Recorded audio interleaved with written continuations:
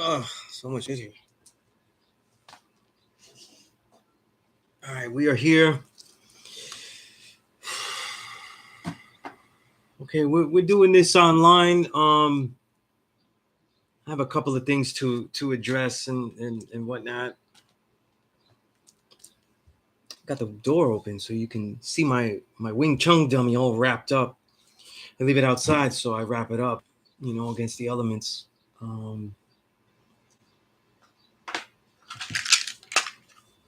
I'm the only one that's allowed to do damage on it.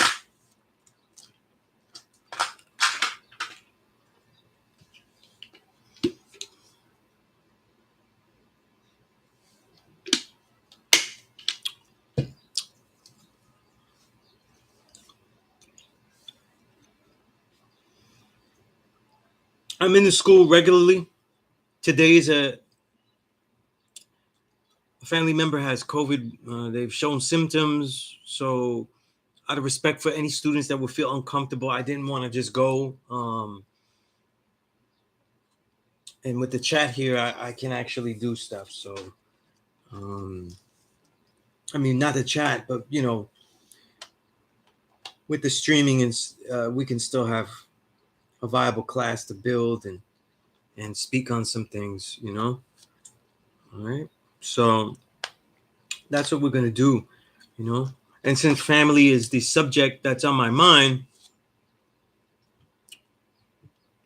and since Dikeman took it very comedic with his sardonic way of, being happy that he made the plus lesson, that we're on the four devils, I'm going to take some time during this session to give you the history.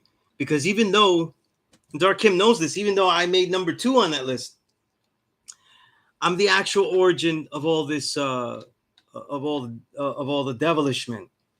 You know what I mean? So I would like to give all the backstory so that it is here. I don't really say anything. I don't say much because, as you'll see, it's a situation that I would rather deal with in the physical.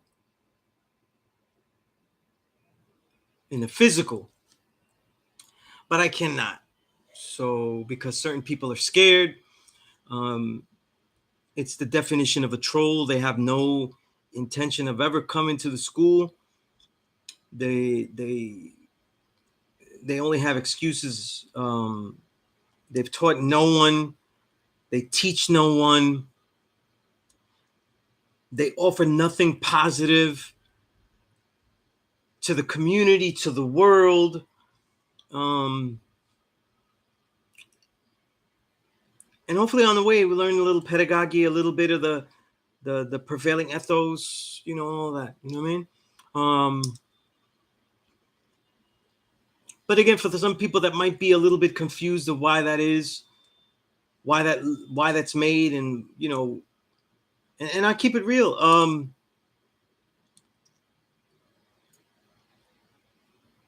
The troll becomes an issue because he keeps including more and more people. When it was just me on it by myself, I dealt with it, and that was it. I really don't respect. I don't really respect them at all to do that. All right. So I'll go into that later. So if you have any questions on it and everything about what Dikeman was talking about or satiring about, let me try to get some light on this side here.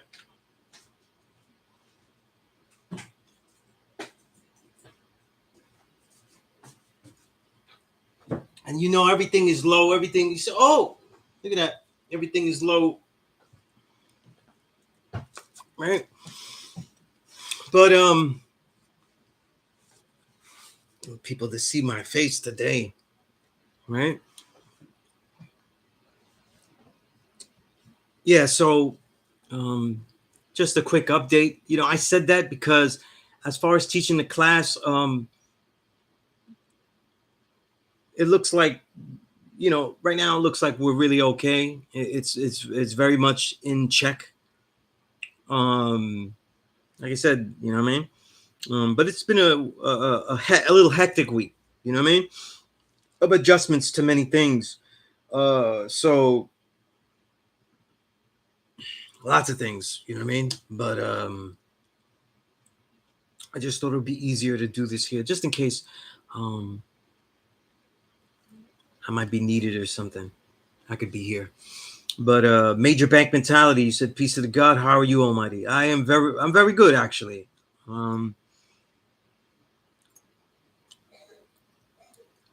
I take all the precautions. I train heavily. I keep myself in the best physical shape I can. I eat as close to an organic diet as I can. My entire diet is a living foods vegan diet. So I even eliminate all processed foods and processed aspects to it. You know, don't worry, that's just a big bro right there. But and also the supplementation. You know what I mean? The letters, the main letters, the B, C, D, and I like to throw a little zinc in there. You know what I mean? The zinc. You know, these are all crucial, right? Along with the chlorophyll powder. That's my juggernaut stuff right there, right? Those B, C, D, chlorophyll. Those are the four things that I use mainly. I think for the last 2-3 years, I don't even use any protein powder. You know, my post-workout meals is really just what the heaviest protein post-workout meal is. Raw oatmeal, almond butter, honey, and then just water. You know what I mean? I don't like to use any of the milks, obviously non-dairy milks, not because they don't taste good, but because they add sugars and everything. And I just try to eliminate all of that. So I just go water. And the only sweetener I like to use is honey because it has antibacterial, which technically, if people are being technical, is the only thing that I have that I use to some regularity that makes me not a vegan. You know what I mean? Selenium is very good. You know, selenium is very good for the skin, for antioxidants. You know what I mean? But I those juggernauts. You know what I mean? We're talking about viruses and fighting viruses, high vitamin D levels. You know, people be like, "Oh, I'm black. I get it from the sun and everything like that." Most of us aren't even outside like that in the city. You know what I mean? I'm training heavy outside. And what I found is that even in the hotter days, vitamin D supplementation just adds on. You know what I mean? It just adds on. You know, vitamin C is a water soluble vitamin, so you take it a little bit throughout the day. Didn't have time, but I actually would have put some in here. I only have plain water right now, but that's what it is. Peace to God, justice. You don't always appreciate you, justice. Always. True self, peace. Right? Yeah, indeed. On this Wisdom Day. All right. My man EF, peace. All right. Mikhaila OG, peace. You know, Substance 810, peace. Peace to the God. Wise you. Always present. Always present, wise you. You know? Monk fruit is fine as a sweetener, but remember, whenever you make a sweetener, it's really how you process the sweetener, right? So, like technically, like when you see fructose and things like that, it's how they process the fructose. So remember, to process things, you're usually burning them and taking them down to changing them to a different compound, right? Eventually powder or some type of liquid. In that process is where you denature the actual or useful item, right? So even when you have honey, you want to do your best to have a raw organic honey. You know what I mean? Even though over what I found though, even the heated honeys that have some benefit. You know what I mean? And I don't mean that that's like the best you could do, but they have some benefit. You know what I mean?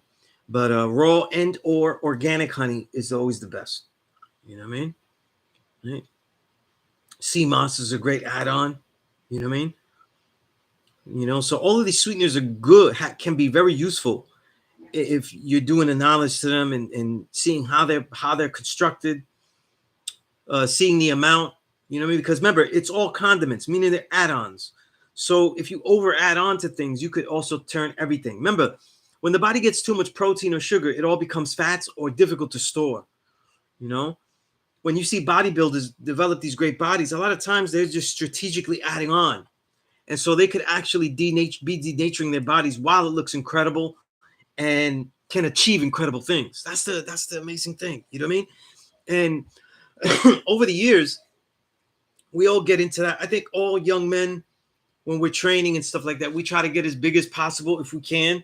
And even though I'm short of stature, when I used to eat big and stuff, even as a vegan, I've always been vegan in my young life. So I've been vegan since I was 21. So pretty much my entire, adult life, I've been vegan. You try to load with as much stuff as you can.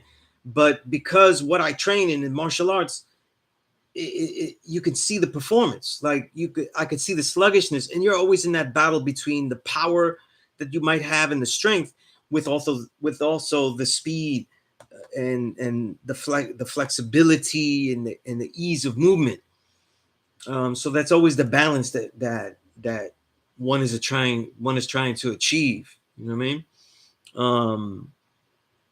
At certain moments in because pretty much most of my entire adult life, because I've been training since I was 25. The most I've ever weighed at my 5'4" frame, just for reference, I'm 5'4", is 155 pounds, and that's a lot. And I wasn't fat I wasn't really fat, but I was slow, even though I was very big. But that wasn't good enough. I didn't have the power, didn't have the speed. I also didn't have very good flexibility, so there wasn't much I could do. You know what I mean? But I think now my frame now, I hover around 130. You know what I mean? And about 11% body fat. You know what I mean? In the summer, my weight stays at 130, as it was pretty much the whole year, but the body fat actually lowers. You know what I mean? So I'm about 130, stay around 130. You know what I mean? Fluctuates. Obviously, that's really the benchmark. 130, low, high 128, 29, but really 130, because I like to eat. Most of my diet, the thing I eat a lot extra is a lot of nuts. So cashews, almonds, sunflower seeds, not hood sunflower seeds where I'm cracking shells and stuff, just the unsalted sunflower seeds, hazelnuts, you know what I mean? So I eat a lot of nuts. Most of my the sugars that are in my system, are mostly all coming from fruits and dried fruits. I'm obsessed with dried fruits, you know what I mean? Dried, as long as they're not altered, you know what I mean? Sometimes, like, I'll make mistakes. I'll give you a mistake. Nobody else likes it, so it's kind of lost here. But I had bought these orange slices, you know what I mean? And when I looked, for some reason, I thought they didn't have anything. And they have cane sugar, which would be no good for me. I don't want it. But much worse is the sulfur dioxide. So these slices, like, you see this more with apricots. When you see organic dried apricot, which is a peach, same shade as orange, you'll see that they get black when they don't have any chemicals and no sulfur, which mainly is sulfur dioxide they use. When you see sulfur dioxide treated dried apricot, you're going to see them look this color. And for people, it looks like the real fruit. It's appealing. But I definitely, with the amount that I eat, I definitely don't want to eat sulfur hydroxide in here. You know what I mean? Right? But just as you asked, can one get the midsection flat without weightlifting or sit-ups if you have a bad neck from past injuries? It's hard to get ab work without using the back, because it's a flex of that back. You know what I mean? Whether you're twisting or whether you're crunching. So what you're really trying to do is trying to see what type of way you do it. So sit-ups are always going to hurt. You know what I'm saying? They have machines where you're crunching, and maybe that might not be the pressure, and you can control. So what I do, my favorite ab exercise, I use a lot of resistance bands, and I hang resistance bands from the door, and I have the handles, and I put them real tight, and I'll have I'll be on my knees, and I'll do the ab pull down. The reason I say to try this, right, is because unlike sit-ups, you're not going to be on your back rolling on the wall. You're going to be on your knees, right? And of course, I put like a cushion, my slippers underneath on my knees. But when you pull down, each one is going to have such validity. So you're not just going for reps, which is really going to use the back and lose everything. What you're doing is you're tightening and you're squeezing down, and you can, depending on the intensity of the resistance bands or the weights, if you're doing them in the gym, you can do it where you're really concentrating on flexing those abs and pulling them down, using the abs only to pull them down. You know what I mean? And once your back starts to get engaged, then you immediately know that it's not because the back is hitting the floor or something like that, like it does with sit-ups, can be a problem. At the same time, you'll know that you're only flexing your abs. And even though the neck, let's say like if the crunches keep your neck down, with the ab pull down, you can actually, sometimes for effect, you're pulling down everything, but really you just have to pull down the core, and you can keep the upper back pretty straight. You know what I mean? So that might be something that you want to try. You know what I mean? That might be something you want to try. Obviously, even if you don't get to do any ab exercises or lift weights or anything like that, right? The other thing is that if you do planks, because planks are going to keep you straight, and they're going to get you an isometric. So even though, from my experience, planks don't really get you the cuts, they give you the strength. And I as I said, I'm training as a martial artist, so I want those abs to be very muscular. So even though like some people might have a six-pack, that's a dehydrated six-pack. A lot of people have. You in the summer, you're going to see a lot of brothers, like young brothers, they don't have muscles in the abs. They're dehydrated. You know what I'm saying? That's dehydrated six-pack, though. You could punch right through that. You know what I mean? And not just to punch right through to be a jerk, but their punch power is not getting. They don't have anything to use with that. You know what I mean? But because the punch power and the kick power is heavily weighed on the abs. When you really learn how to use it, you use everything. Dried raw ginger, good stuff. Peace, Malik. Appreciate that text, Malik. Appreciate that. This was would have been a lot to text the last couple of days. So also too, remember that the main reality, they always say the main thing for your abs is the diet, right? And that becomes very annoying for people. But the reality is that not only are you looking for the quality of food, but trying to judge how much food that you can absorb in one sitting, and it takes discipline. Bodybuilders are successful because they are allowing their body to absorb as much as possible. So even though they could be eating all the wrong foods, they're giving so many windows of absorption, which to me is overkill. I don't know how they do it, but people have incredible physiques. They can able to do that. But the key is to make sure that you're not overeating at each turn, and that's really the key. And you adjust to it. For the moment, if you feel like you're overeating, then you skip the next meal, and things like that. Try to do your training fasted. I always do my training fasted because I want to get out there and train in the morning and just be by myself as much as possible. And it's just a very fun experience to be alone in such great greenery and training. So when people see clips of me out of Fort Wadsworth, I'm out there blasting music, and just, having a good time. But, just you said, can I think you mean intermittent fasting shrink the gut, or one meal a day surrounded around drinking lots of water. It depends on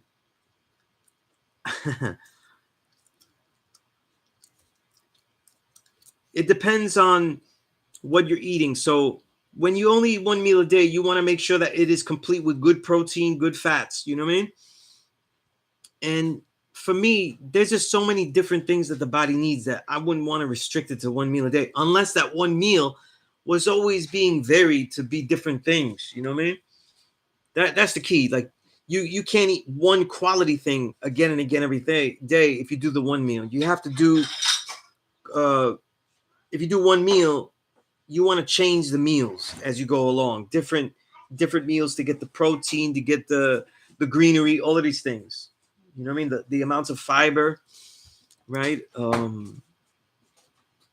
That would be the challenge. And the main problem with the one meal is that you're trying to get everything that you need. And that's where you might overeat with it. You know what I mean? You also might lose out on things that are good to snack on that build bulk if they're snacked on cleverly. You know, like I said, the nuts, is one of the great builders. So that's stuff to think about. Intermittent fasting is good because you're getting a set amount of time where your body gets to absorb everything. So that's good. But everything, it takes practice, though. It's the overeating at particular moments that becomes the problem. That's really the problem, you know? Right?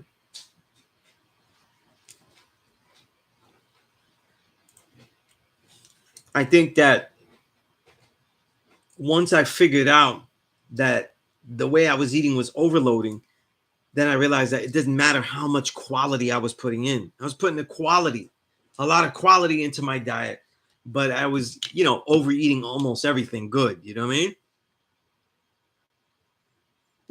When I first got into dried fruit, I love Trader Joe's dried fruit. So anything without any chemicals added or sugar. My favorites: organic dried mango slices, organic. My daughter put me onto these organic Turkish figs, and the what is it called? The Bing cherries. Those are my three superstars that I love. I tend to overeat those. That's like my candy. You know what I mean? So what I do is that because dried fruits have a lot of fiber, I literally won't sleep well, if you know what I mean, if I have all that fiber at night. So I'll try to just eat that during the post-workout meal. And it's a great present, a great gift after a hard workout. You know what I mean? So I have times when I'll eat certain foods, times when I don't eat certain foods. You know what I mean? Right? So that's the key. That's the key. Right? 793, you said salute to ML Ray. That's me. And Dara Kim, I don't even know, like Big Jamar Flat Earth Manifest said. Oh my goodness. Wow. What, Lord Jamal calling that? Dara Kim? Like as like a Farrakhan play? Well, what was the science on that? Why did he call him that? It's crazy. I can't even follow what all these people are doing.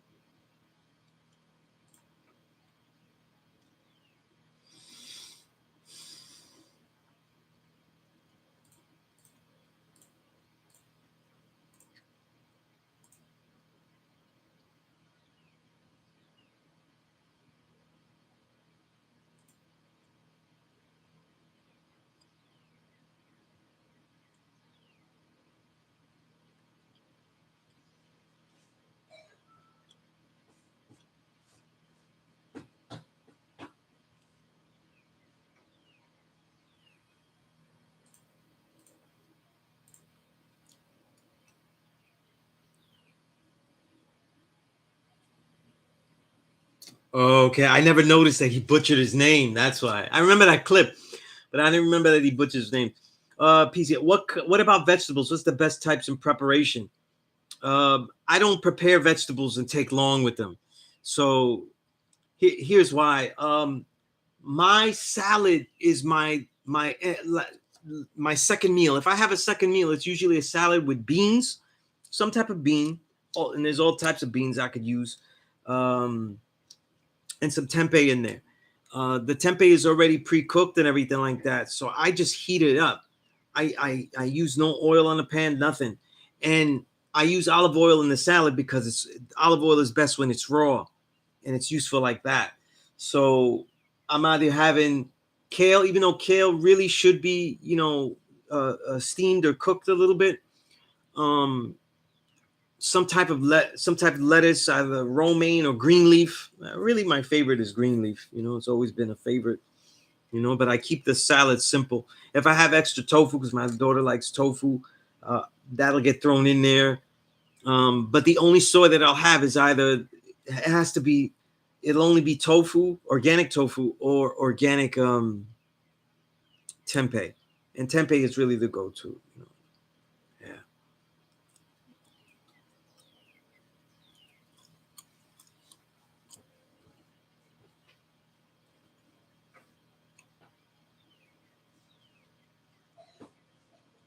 Nah, man.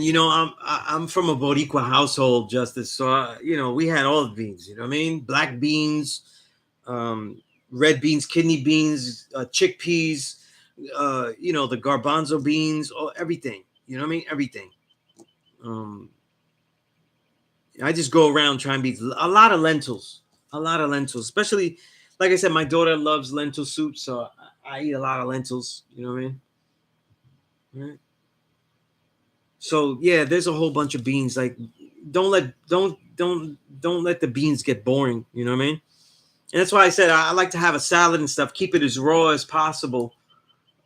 Things are only heated up, and then so like I said, I really have like a real warrior's diet. It's really particular to what I'm trying to do, and a lot of my fun in the diet is the different type of nuts. It sounds crazy, but like the nuts and the dried fruit that I eat, and different fruit that I'll eat. But it's very simple for me. You know what I mean? Right.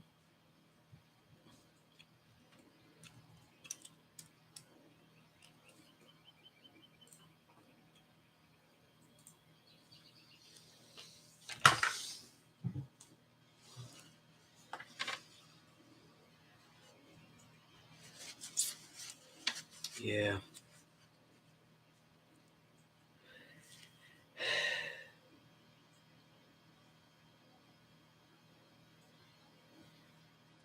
Well, since people are talking about it, I said I at least be here till 7 o'clock. So let me get into this. I want to give you a little bit of the history off the top of the dome of the troll, so you can see how some of this went.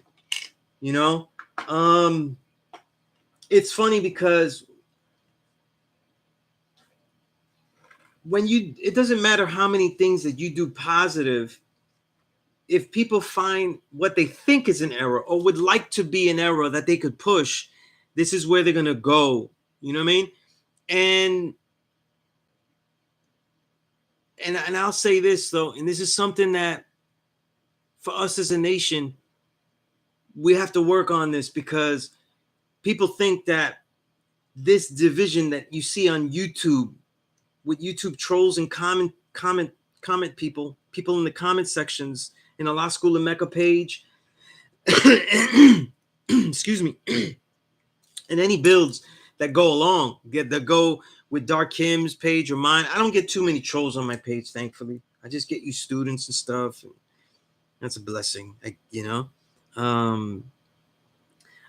think that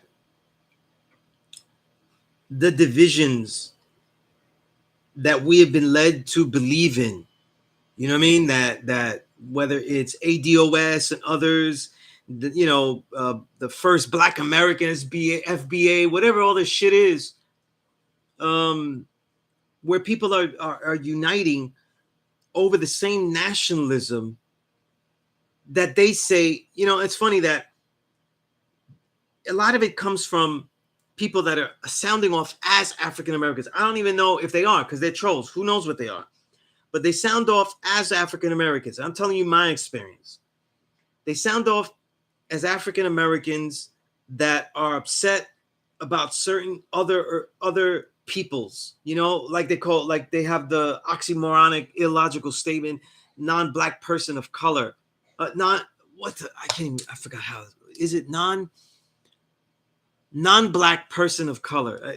There's a misnomer if I ever heard one, right? And a lot of this division comes from people not realizing that the unity of a people is not based on your anecdotal reality. A lot of people always want to know when they look at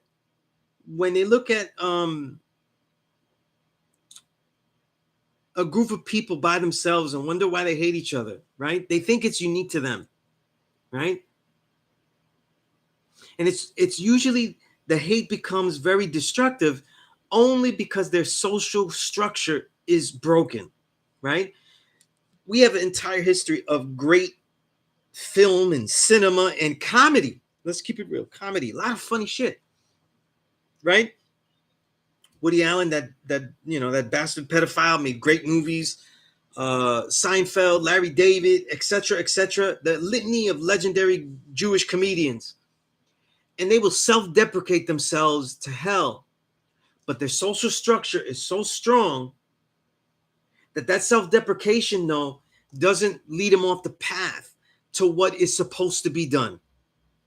That's not the case with original people, and with different original people that are actually oppressed. You know what I'm saying? And we're not just repressed for a moment in time. Okay?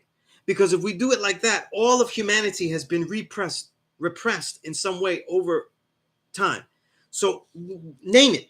Any white ethnicity, black, brown, yellow, white ethnicity of any kind has been repressed, has been hurt, has been vilified at any one or many points in time throughout history. You know what I mean? Right? And you're saying Ronnie Dangerfield. I love Ronnie Dangerfield. Dangerfield's not Jewish, though. It's not, from what I remember. Right? My father was a big fan of Ronnie Dangerfield, and and of course, then we became. He wasn't. I got to meet him one time at a screening. My brother took me to a screening of one of his movies, and he's just really, really humble. You know what I mean? And this is after he did all the great classics, Back to School, Easy Money, all of that. Very humble. But yeah, you're right. He was son of Jewish parents. Yeah, right. I was thinking the Hungary, but he is from Hungary, but he's Jewish. But yeah, another legend, definitely a legend. You know what I mean? But back to what I was saying. Yeah. Let me see the movie. I'm a big fan of Ronnie Dangerfield, though. You know what I mean? Big fan. Let's see what movie it was. So when we were in college, so it might have been, I think it was, let me see. Might have been Meet Wally Sparks. Had to be around that time. Yeah, had to be that movie. Yeah, Meet Wally Sparks. And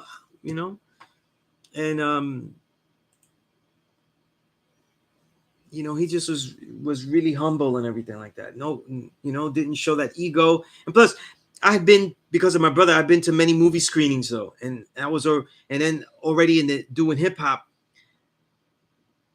I was already being well versed on people with minuscule careers compared to Ronnie Dangerfield that had egos and asshole vibes that were much greater.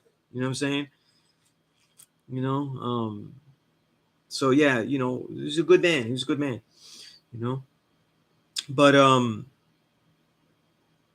when we look at our people, the reason I'm saying that is that on these comments, though, the 7th degree and the 1 to 14, where we were led to think that we were all different, really manifests itself. It has really manifested itself because I feel that this generation of young minds has been educated in college and used that to fight racism by being able to over categorize things and categorize things to shield themselves from any and everyone that could be a danger, especially the so-called African-American community of intellectuals, young intellectuals. Call them millennials, whatever you want. So that this person isn't with us. They're a non-black person of color. That person is blacker than black, but he is not FBA. This person, no, he has some traits here. He's from the Caribbean. No, he's definitely not ADOS. He doesn't, you know, and it's in the end, it's about fighting for scraps. And it's what happens when you make a scholarship that is not based on actual history, when you make claims of identity that are not actually based on what you are, but what others are not. You see what I'm saying? And when you do all this, you're not really taking into account, right, that what you're doing is very, very reactionary. It's not very constructive. You know, so when I started being put on a Law School of Mecca page, and it started, I'd already been teaching for 15 years. And by that time, though, what I did at the school, teaching that long, had already broken any record by a lot of years. I won't say how many, but a lot of years of how long someone could teach it, has taught consistently a class at a Law School of Mecca. And so it becomes an excuse, though, for the generation that I think is very, very well educated. We say for African Americans and Latinos too, one of the most well-educated generations of so-called Americans that have the least amount of understanding that you'll find. They have very little. I've been in Dominican communities, I've been in Puerto Rican communities, and people have of this generation have very little knowledge of the actual, and almost zero contact with the history and certainly the people that made the history of fight, struggle, revolution that came before them. You know what I mean? And so what happens is that they end up reinventing the wheel. You know what I'm saying? So when I get on like Kendrick Lamar or something like that, I think that's a classic example of lyricism that is reinventing the wheel. So if I judge something in the context of all music, which is the way it ought to be, right? You shouldn't just judge 1990s jazz by just 1990s. It has to be judged in that time and then in the larger context. Same thing with so many other things. And I'd be in places where people writing things about whether it be Black feminism, Black struggle, Dominican fight for rights in New York City, that have no concept of the Black Panthers, obviously know nothing about the Gods and Earths, have no concept of the history of the Young Lords. And what happens is that they all of a sudden they're inventing community struggle, community fight, community rebellion, community revolution. And it's basically reinventing the wheel. This is very dangerous. You know what I mean? It's very backwards. And there's no history. You know, when people see me, even when I was young, by the time I started teaching at the Law School of Mecca, I'm almost 25, almost. It's 24. And I had already built with Puerto Rican professors like my mentor who had taken over Colgate University, right? To actually have a Black and Latino studies department. And then that time it was just called Black and Puerto Rican studies in all these places. The people that actually fought for CUNY, to have that at CUNY, City University of New York. I had already built with Young Lords, particularly Mickey Melendez, right? Who wrote the great book. You know what I'm saying? He was actually the minister of, he was really the military outfit, led the military in the Young Lords. Let me get his name. Was We Took the Streets. And so I was well versed in revolution. You know what I mean? Spending time in Spanish Harlem, spending time in my communities, just learning music. I learned about how that coincided, though, with the changes of the people. And I learned the cultures of what happened. So I was well versed in where I was coming from and what I was engaging in. And then I was studying the history that led to the impact of what led to the 5%, the African American history, all that. I spent a lot of time with the elders. You know, you think That when you spend time with the elders, you're learning just history of the nation, but you're learning the history of how the interaction between the nation and the outside world. And you're learning right then and there, crucial New York City African-American history. This is all the things that I learned during those times. And so when I start teaching at the school, and mind you, this is all to speak on this troll, and any troll that decides to say shit, because there's some, they come in the name of, like they come in the name of this, like they're me, or they're a better me. And you know there's no such thing. There's only one Sunez. You can only outdo yourself. No one could ever outdo me. If somebody tries to compete with me, they already lost. But you try to outdo you. See, if someone tries to challenge me, the only person that they could beat, though, is an older version of myself. Because the shit that they get tomorrow is already the me that beat yesterday. So they're always going to be behind. The only person you could really beat and do greater than and honor is the previous you. So anybody that competes on that level is always going to lose. You have to see it that way. You know what I mean? And I think that as I started to teach, I could see gentrifications creeping. And I could see just real, how many moments of fear. See, these are experiences that nobody else, like everybody's experience is different. You know what I mean? What I'll tell you now is something that Dikeman would never experience in Harlem. You know what I mean? But when I went through Harlem, though, I got the shit from the residents, the so-called African-American residents, bad vibes, confrontational posturing, all types of things that from whether from average people in there, so-called community leaders, etc. You know, people that think they're the builders, the different millions of minions of spirituality representatives, religion peddlers, etc., etc. That feel I don't belong there. You know what I'm saying? So now, if it makes sense, though, why I was learning martial arts at the same time that I started to teach, though, then you know why. You know? I was willing, and still am willing to fight anyone with word, fist, or feet.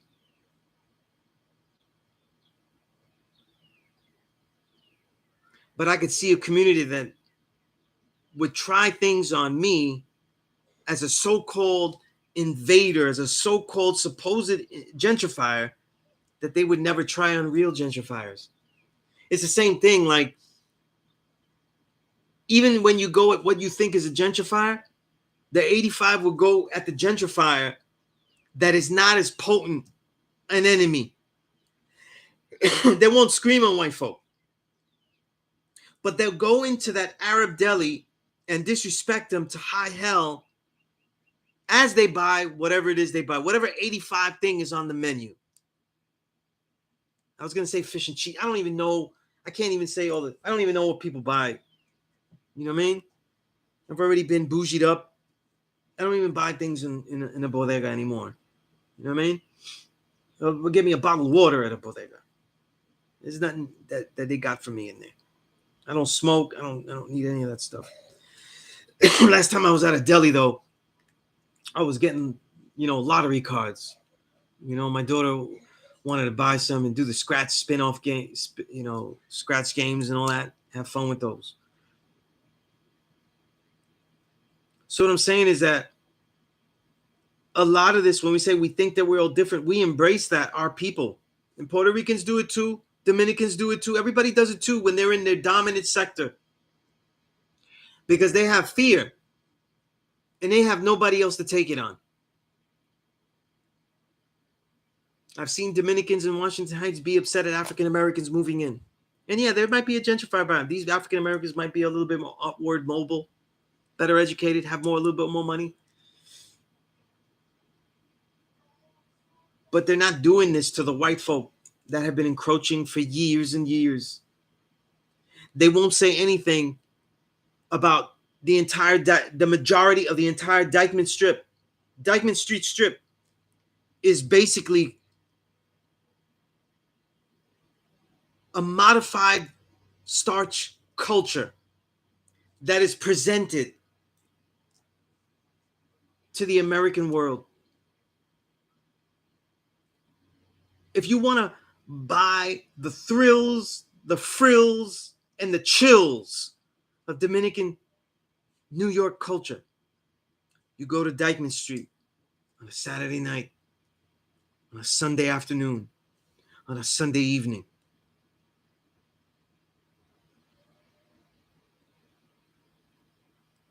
And they'll be as Dominican as ever. But we all know it's a caricature. Caricatures that sell the culture, that sell the diluted versions of the culture. Nobody complains, though. Nobody complains. No one sees it this way. No one sees it this way. You know what I mean? And they feel that it's necessary because others like Spanish Harlem couldn't really do it. And so they crumble. We're so good at attacking each other. And see, the difference between this knowledge of self is that we're not talking about what you've been through that makes you who you are. We're talking about what you are and how that doesn't properly define all you are and all you've been through. That all you've been through doesn't necessarily tell the correct story, the right and exact story. It's what you are. So that African American that went through hell is the original man, the true and living God. Just like that black man that lived a great life and went through very few hells and is good. We define ourselves by our hells, and this plays out throughout the entire YouTube, Twitter, all of that. And so when I started putting videos in Allah School of Mecca, well, not me, the great infinite Mecca, I said, whatever clip, if you think that it'll help people, you know, he'll screen it for me, let me watch them. He lets me watch them before he puts them on, you know. And when he puts them on, there's always somebody with a comment there, you know. And I find it funny because when people don't know who I am but talk shit about the validity of the school, it means they haven't been there in 15 years. When people do it today, it means they haven't been there in 22 years. When people talk shit about, well, I didn't do anything because I didn't like the people that were there, then they don't know that that school was empty for a lot of days and for many, many years throughout the decade of the 2000s. There was only one thing going on, and that was on Thursday night. The building was closed those other days. That's a fact. You go run, tell it. The only guarantee was that I'd be there on Thursday. Whether I had a key, and if I didn't have a key, I stayed out in the cold. I stayed out in the heat, just in case people would arrive. This is what I was doing. So I find it funny that I always find it funny where people have the audacity. When I go back and forth on a YouTube thing, it's because I'm looking at the other people commenting and saying, listen, for those that really see this but don't know how to answer to that, I'm going to show you how to answer to that. But I know it's not going to convince anybody because they don't come in a current that they would ever come in real life, though. Try it. It doesn't work. There have been many weak men who have come into the classroom and tried to come with that kind of current, though. And they get their ass kicked out. They get their ass bombed. You see, I don't kick out people when they say something foul. You know what I mean? I use them as a tool and a slave now to bring my understanding. To show the other students, though, what folly really looks like. And then when I'm done with them, then I throw them out. And throughout the years, it's been me, or it's been my brothers, or it's been my elders to help me throw them out.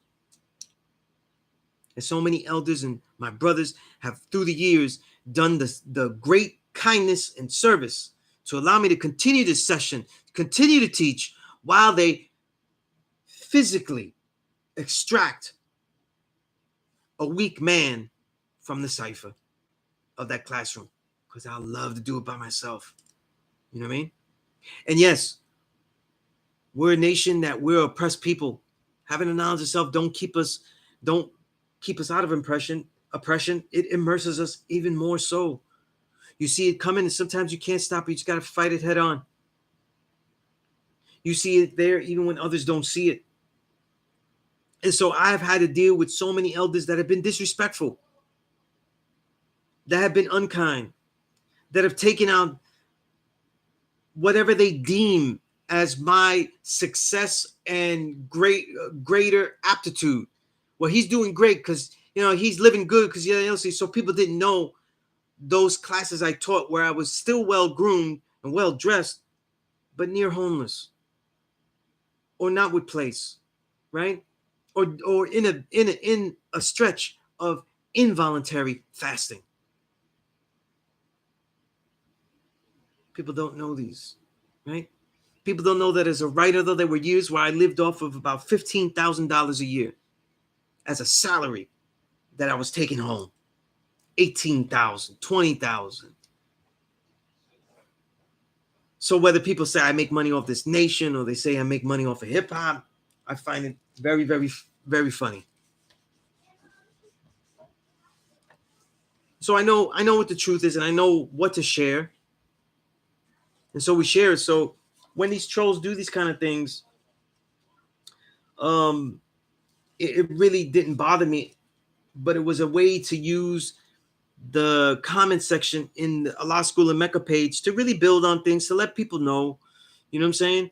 To let people know that if they separate based on black, brown, yellow, then that means that they don't really know this knowledge of self.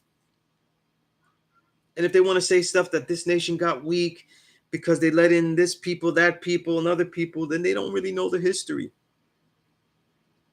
That they haven't been there at all. You know what I'm saying? That they haven't been in Harlem. I'm going to tell you something. Whatever spirituality, whatever lane you coming from, if you lived in Harlem and wasn't in the 5%, but you know of us, you didn't go, oh, they deal with them, this and that. They wouldn't do that. Even the Moors that often think that the brown and yellow seed is not an original man, right? They never come with that unless they're a youngin. They know better.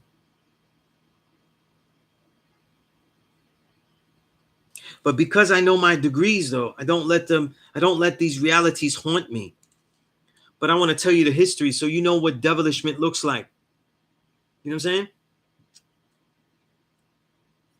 We see devilishment oftentimes easier with our own people because they don't have a structure behind them. They have to do it all independent. It takes a lot more work. They don't have a structure.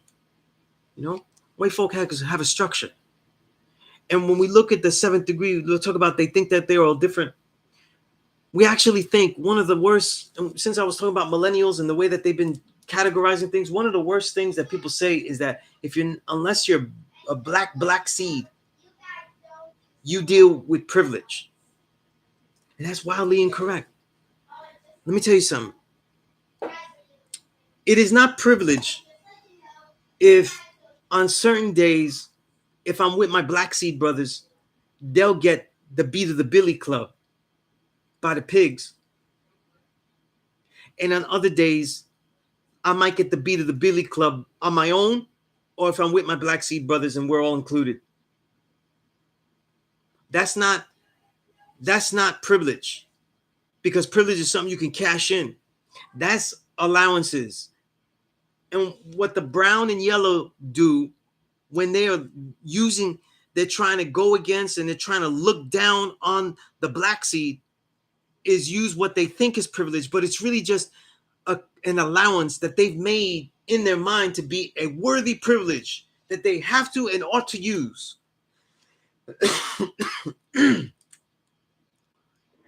And it's their best way of passing. And it is pathetic, it is deplorable, and it disgusts me. But I'm one of those brown brothers that have never had that allowance offered very much.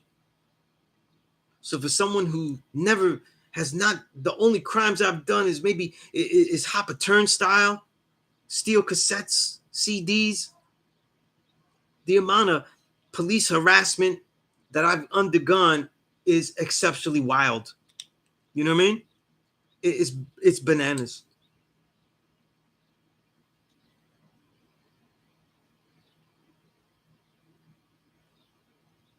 And when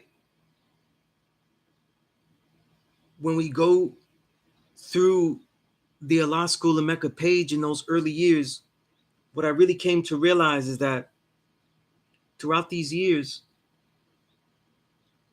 a lot of brothers that could have gotten the knowledge,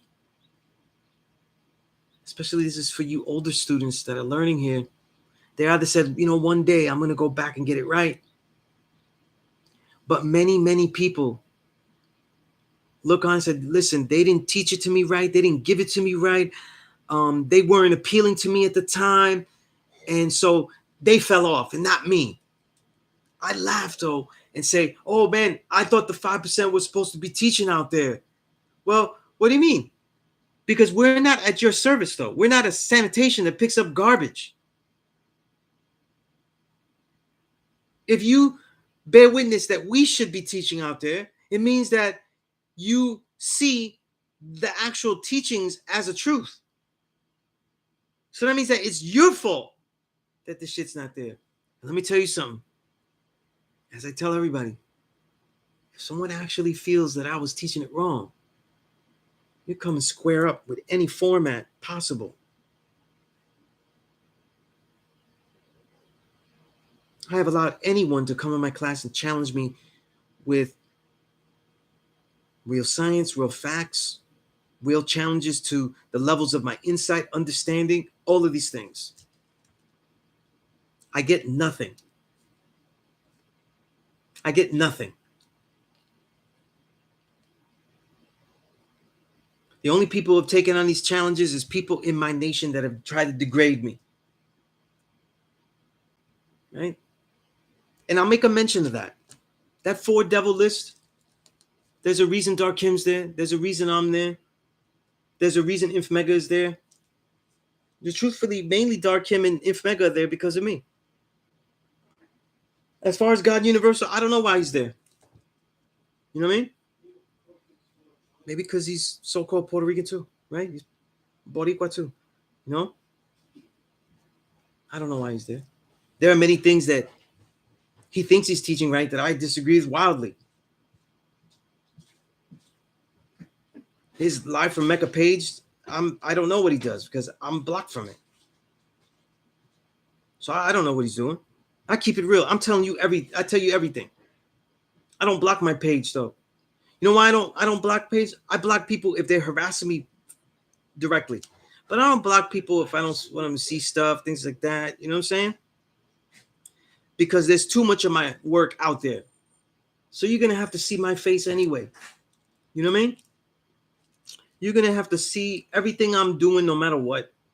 You don't see it here, you see it there. So I don't need to block anything like on that level. Unless you're interacting with me and I don't have time for that shit. Unless you're being on some bullshit. The things I disagree with God Universal, I have already told him. The things that I've been presented that he teaches or that he shares, because it's not really a teaching if it's not correct to me. I've already mentioned and described why it's incorrect. You know what I mean? If he's still teaching that or not, I don't know. I don't know.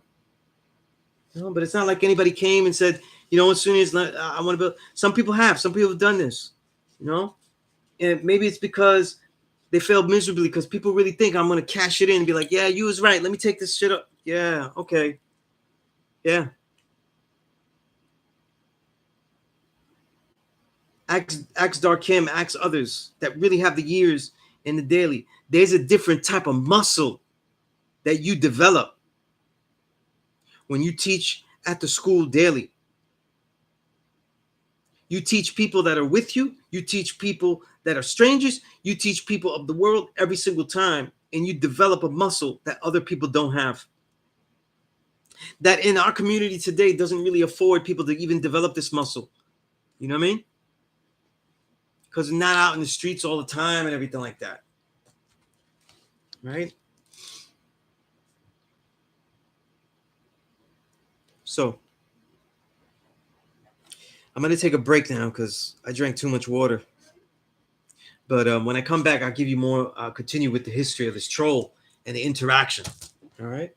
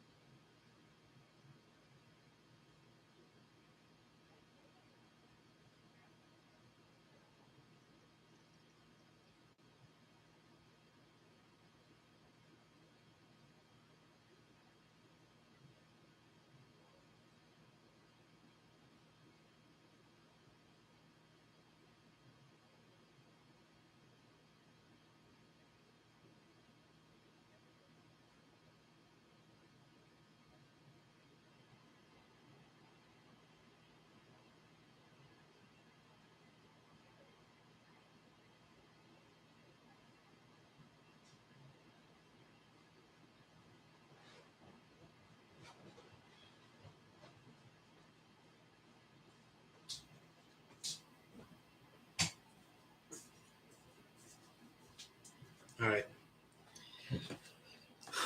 Wow, what happened to the light here? All right.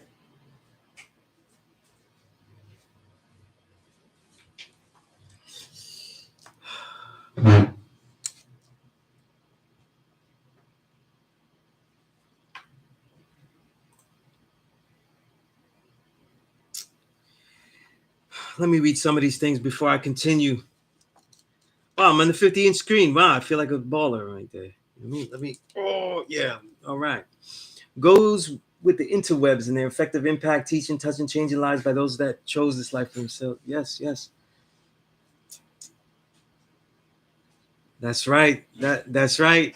Yeah, because they started making trouble amongst the righteous people telling lies. You know? And when you think about people telling lies, it's like they can't construct the reality that they want. So in their mind, the lies are really the life that they wish, they want to be. You know what I mean? To study it is a scholarship of sadness.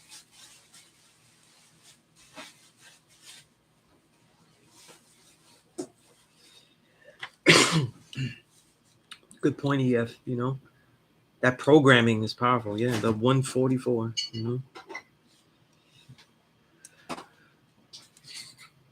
Appreciate that, 793. Justice, you said, what are your views on different places in Cali and places like Chicago that don't see black, brown as one and one that remains segregated? Well, I see it the same way. You know what I mean? People unite, though. It's almost like a division of power or a loss of power to many. You know, And so it's not really for communities to do that. It's for individuals to do it, you know?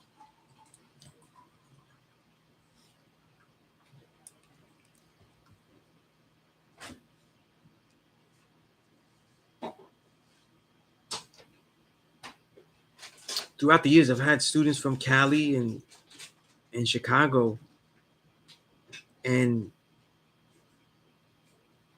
they have to spend time trying to like get their heads around the idea of C and me teaching. Not that they're against it; they're already, with it. But the idea that, wow, I'm gonna go back to Shah and say like the guy that teaches at Allah School of Mecca is like, yo, he's Puerto Rican. You know what I mean? Like, damn, like I don't even get that. Because remember, this before like internet and things like that. When people saw me there, they didn't know how much of a regular I was. You know what I mean? I remember had some brothers from Seattle come one time, and they thought I was basically half African American, half Caucasian. They didn't realize that I was just a brown brother, from PR. Because these are the perceptions, you know what I mean?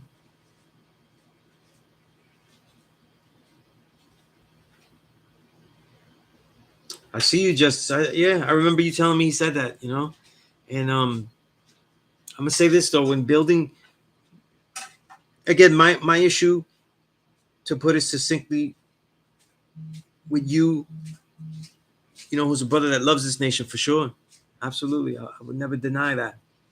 But he's lost in the hadith, in building a hadith of whatever it is said that the father said, that is exactly what we are going to switch to. And the thing is that you're only going to get one validation or other. And sometimes the hadith becomes destructive because it's only validated by how much more minimalist it gets. So we're taking out things. We're not really adding on anything. And that's what happened. The growth and development becomes stagnated. See, we're supposed to be able to add things and show and prove that they are good add-ons via supreme mathematics. The benchmark that the father set for us, though, that I learned from the elders, isn't did I do it. That's not how he taught. He didn't go, listen, I'm doing it. Y'all got to do it. Well, how do you see this? I do this. I do it this way. So this is how you're going to do it. There's never been any historical build that I have learned from an elder that was with the father that came off like, well, he said that's how he does it. I didn't even get that with how he was gambling. Well, he gambled this way, and that was the way he advocated. He said, do it like the way I'm doing it. He always gave, although it was very difficult to get the understanding, because he built with it by quoting a degree, a chunk of a degree, a piece of a degree, and things like that, ways of building in this manner, using very little words. You know what I mean? But you were supposed to get the build in that fashion. You know what I mean? That was his pedagogical approach. It never was, I do it this way, you do it like that. If you're going to do supreme mathematics, it's because is not. Why do you think when people build and they have that cadence like the father, especially the way he does it, and it's always a question, right? So when people go, let's say, I'll do a cliche, wisdom is the wise word spoken by the righteous. You know what I mean? Like where we do the question mark fill-in. You know what I mean? That's a style that was developed by him because he was always trying to get you to learn the way to do things by the way he's showing you the insight and the logic to it. The mathematical approach to his logic is so intense. It's so intense that his whole teaching style, his whole self-styled wisdom is based on that. And there are so many elders like Wise Jamel and Dumar, their whole pedagogies are influenced by it. And yet different. And yet totally different. That's why I said Wise Jamel and Dumont, because they're very influenced by what the father showed them directly. But they were so different in the way that they shared. You know? How do you break the barriers of the God degree and the 1 to 14? I can only say I live my life. You know what I'm saying? It means something when a Puerto Rican realizes that he's trying to prop himself up by looking down at the morenos. You know what I mean? It means something when the black seed sees that someone like myself is successful, and not by denying where I'm from and the culture that I'm coming from and the ethnicity that I'm coming from and the Afro-Indigenous particular reality I'm coming from, but embracing that while I'm your brother, not 50%, 70%, but also 100%. That means something. And the greater works you put in the vein of that display, the more that it means. You know what I mean? That's why, to me, like when we did that song, Justice, that's why it has so much power to it. You know what I mean? The black and the brown. It means something to people slowly but surely. Because the way that people see and understand the black, brown, and yellow today is even more profound than back then. And don't let a fucking troll make you think differently. That he's representing the average person, that this is their sentiments. These are people that that either are school educated, very high or very low, and they have done very little in the community, and they don't have any works. And as I said, you will always be in trouble. You always be in trouble if you define your identity by your anecdotal reality. In other words, the things that you experience only. You have to experience the racism, but you have to then put it into a context. Okay? That's why a black seed goes through so much racism, and then they only understand racism by its highest intensity and don't understand that it's a layered process of pitting. In fact, like if you study Native American history in this country, you won't understand it unless you know that God degree in the 1 to 14. The history of trading posts aren't just Africa. The history of trading posts are throughout this country and how they abused the indigenous here and pitted them against one another continuously and rigorously. They could not conquer that way. And isn't that the main lesson, for me at least, the main lesson of Chancellor Williams' destruction of black civilization? That once you notice that there is a division of shade and that there is a special place that you ought to deserve, then now it speaks to what you ought to have, even though it never had. You what? Like knowledge, my teacher knowledge me, right? I'm trying to draw a 6 with my hand here, right? Right? You draw a 6, and that 6 is coming in this way, right?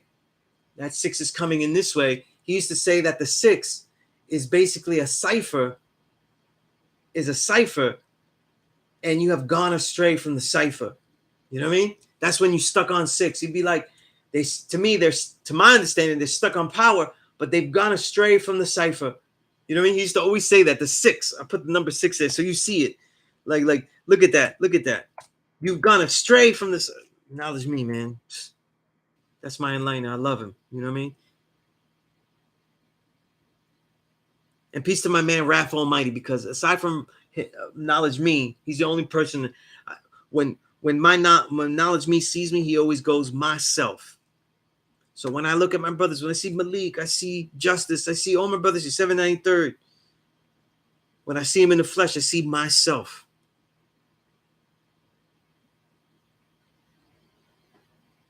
When you show that reality, listen, and it means something if you go beyond your anecdotal reality. Do you think that I have been well treated by that so-called African American? Do you think that people haven't blood sucked me that are so-called Puerto Rican and whatnot? This is the reality.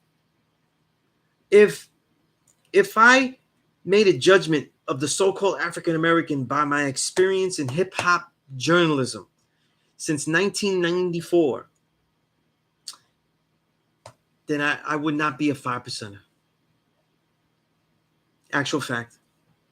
That's how much dirty, low-down shit so-called African Americans have done to me in hip-hop, from magazine to magazine.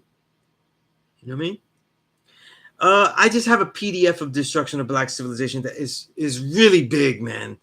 You better have space on your shit for that. Like, it feels like it's almost the size of a movie. No, but it's like just, it's a screenshot PDF. But if you don't have the book, you can't afford it immediately, it's great to have it and have it right now. You know what I'm saying? So that's why it's always better than nothing. Better to build than just be destroyed by having nothing.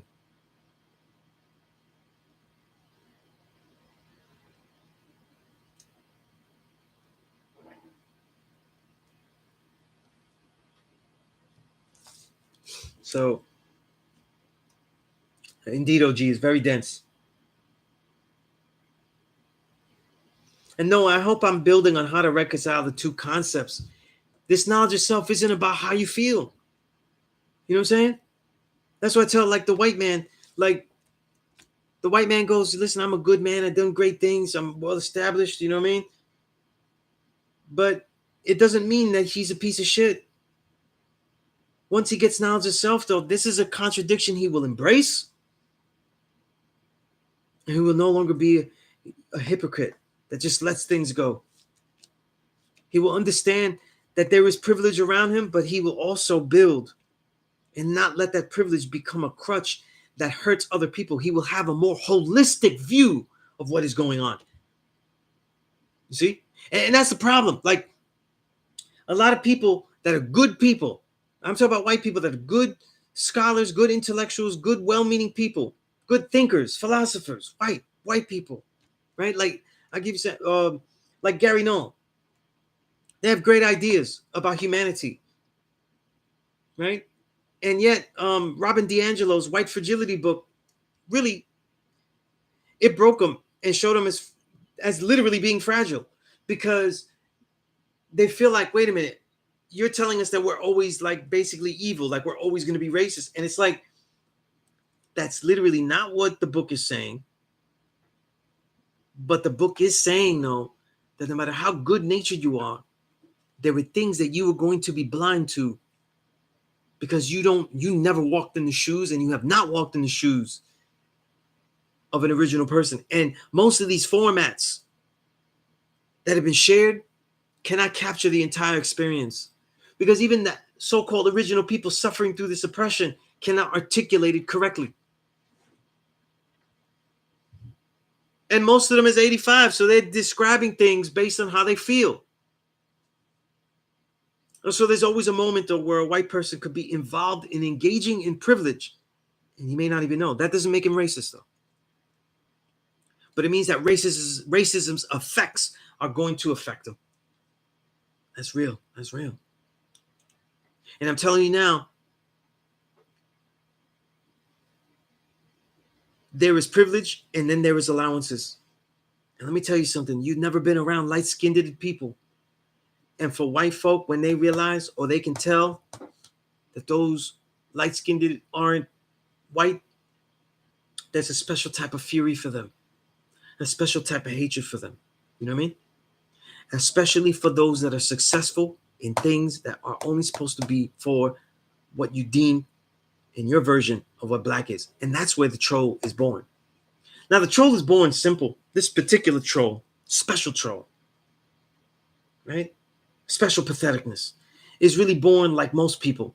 But instead of having the abilities to sing a good soul song, write a good poem, though. You know what I'm saying? Because listen, for those that know me, I have 2 beautiful children from 2 long-term relationships. They add up to over 23 years of my life. So I know all the blues, and I know all the soul of heartbreak. I know that. I live that. I know that. There isn't a blues song or a soul song you don't play me, and I understand it. I lived through it. 23 years.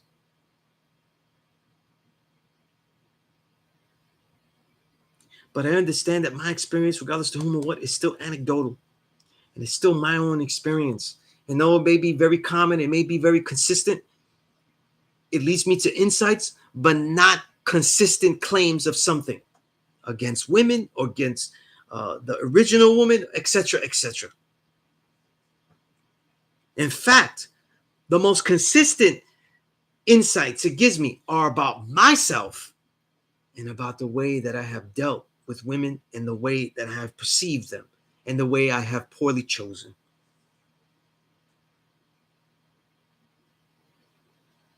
But this troll was born out of, like, I did some digging one day. And he's really getting on me, saying it all started, and before I get to this root that I found, it all started with trolling on me. I don't belong in a nation. This is why I fell off. Nothing, every video had builds on it, but never no disagreement with the build. Like, hey, what you said here wasn't right and exact, or things like that. You know what I'm saying? I could dig it. I'm cool if someone disagrees with me or something like that. Like I just got School of Mecca just put up a thing where my critiques on music, and what I said was pretty controversial. So wouldn't be surprised if people had some serious disagreements with it, even though I could stand on that all day. I got over a quarter century, you know what I mean? Quarter century building on music, and seeing things in back rooms that nobody gets to see, you know what I'm saying? And seeing the construction of the music. But I had a video one day where somebody asked me, and they try to find a flaw. So this was the best I guess, because a student asked me about weed. I'm not a smoker. You know what I'm saying? I've never smoked. I don't see it any kind of way where I'm proud of not smoking or anything like that. It's just not for me. You know what I'm saying? It's not for me. And from my youth, all drugs were in the same lump category. And when I started to do hip hop and be out there in the street, looking, searching, going and I talk about out in the street hip hop, I was everywhere. You know what I'm saying? I would go find the story, all of that. You know what I mean? And study the music. Excuse me. And I've been offered weed by some of the greatest legends, and I have said, no, it's not my thing. And as a martial artist, then it became a thing where I definitely don't want it. I really don't want it. And if anybody could say, like, what am I addicted to? Whenever my money's good, I'm addicted to buying healthy things. Whatever I think is really healthy, I really go in on it. You know what I mean?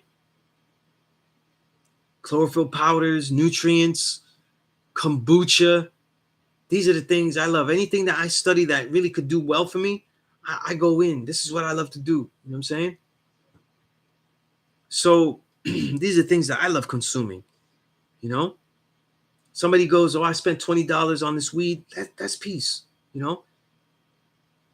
I have $20 to spend on extra consuming, I'm probably going to buy some kombucha. Shit, I'll probably buy more dried fruit. You know what I mean? That's the way I do. You know what I mean? Buy something I've never tried before that people say is good. Which grains I don't have. Some millet. I haven't had millet in a while. Think that's how my mind thinks. So somebody asked me a question. I said this. And this was actually, I thought, a very valid understanding, especially since how it's become a viable, a very, very, very viable industry, legal industry. And I said, beware of what's deemed natural. When you're dealing with weed, be careful that you're smoking it. So you're putting smoke into the lung. Now you're getting the effects of the weed, which could be positive or negative, but you are going to have effects of that smoke. No matter what, that smoke, and you could be inhibiting the power of the lung muscle out of all your organs because you consciously use this organ, right? You consciously. All of the organs are being used by your mind, but you're consciously using that lung muscle. The best way to utilize that your lung muscle is to see it as a muscle and not just something you're just collecting air, air collector. You treat it as a muscle, and you'll see how the mentality changes of how you deal with it, how you approach it. And these are some of the things I said. Some of these things didn't come out in the video, but the clip essentially said, you know, everything that's natural is not always good for you. And what I'm talking about is like, I'm very much into labels. You know, I'll give you an example. This is great. Like, I have things here. I was with my daughter, and she was rushing me because I did all the fun things that she wanted. And then when it was time to do something I wanted, which is get some fun stuff at Trader Joe's, and this is where I put everything I don't want to eat. You know what I mean? Like you saw the other thing. Anything I buy bad, I dump it off with the rest of the family. You know what I mean? It's not really super unhealthy, but it's not healthy enough for me. It's not my standard. But I wanted a treat, you know, maybe I'll go for something a little salty, something a little extra, just to have fun. And I got this, everything but the bagel. And it's basically just nuts and almonds and cashews with seasoning. But then when I got home, I want to blame it on my kid though, but we were having mad fun at the Trader Joe's, you know what I mean? And I read it, it has corn syrup salads. And I was like, nah, I can't do it. I don't want corn syrup salads in my body. You know what I'm saying? And I was making the point that with weed, now that you're going to see products sold, what is in your weed now? Now you have a chance to see what is in your weed, where it's from, the quality of it. Be a connoisseur of this for real. Just because you smoke a lot doesn't mean you're a connoisseur. Just because you're a drunk doesn't mean that you're a connoisseur of the liquor, of the spirits. You know what I'm saying? And when I talk about the natural thing, is that I'm very much into the labels. I read this quickly and I didn't read it. I read it too fast. And I didn't realize it said corn syrup salads. And so I decided not to eat it and give it away to my family members. You know what I'm saying? And because I just don't want it. I'm very against having processed stuff. You know what I mean? I'm working so hard that I would just like the benefits to everything I'm doing. And so that one with that. So I'm telling the people in the classroom to do the same thing. And I said, pork is natural, right? It's a pig. They cut it up. They put it on a platter. They pork chop, whatever it is, right? Gross. And they put it there. And they say 100% natural pig, right? It's an animal. It's an actual animal. You know what I'm saying? It's natural. You know what I'm saying? And it's not like other things where, you know, you can actually write natural on it. And I said, beware of natural. Natural isn't the only grading for food. You know what I'm saying? You know, study the quality of what you're taking in. Now that it's more of an industry now it's more, you know, the quality of what you smoke and the impacts of it is. And, you know, a lot of young people, they be talking about, I'm going to tell you something. If you're young, you're either doing one of two things. You're either doing one or the other. You're either using the capabilities of your body and corrupting and fighting through corruption and excelling through corruption, or you are preserving it even more for longevity, even though you may not see like a greater performance than the person that corrupts. Example, I'm out there with most of the people that I talk about, these hundreds of artists, I know them.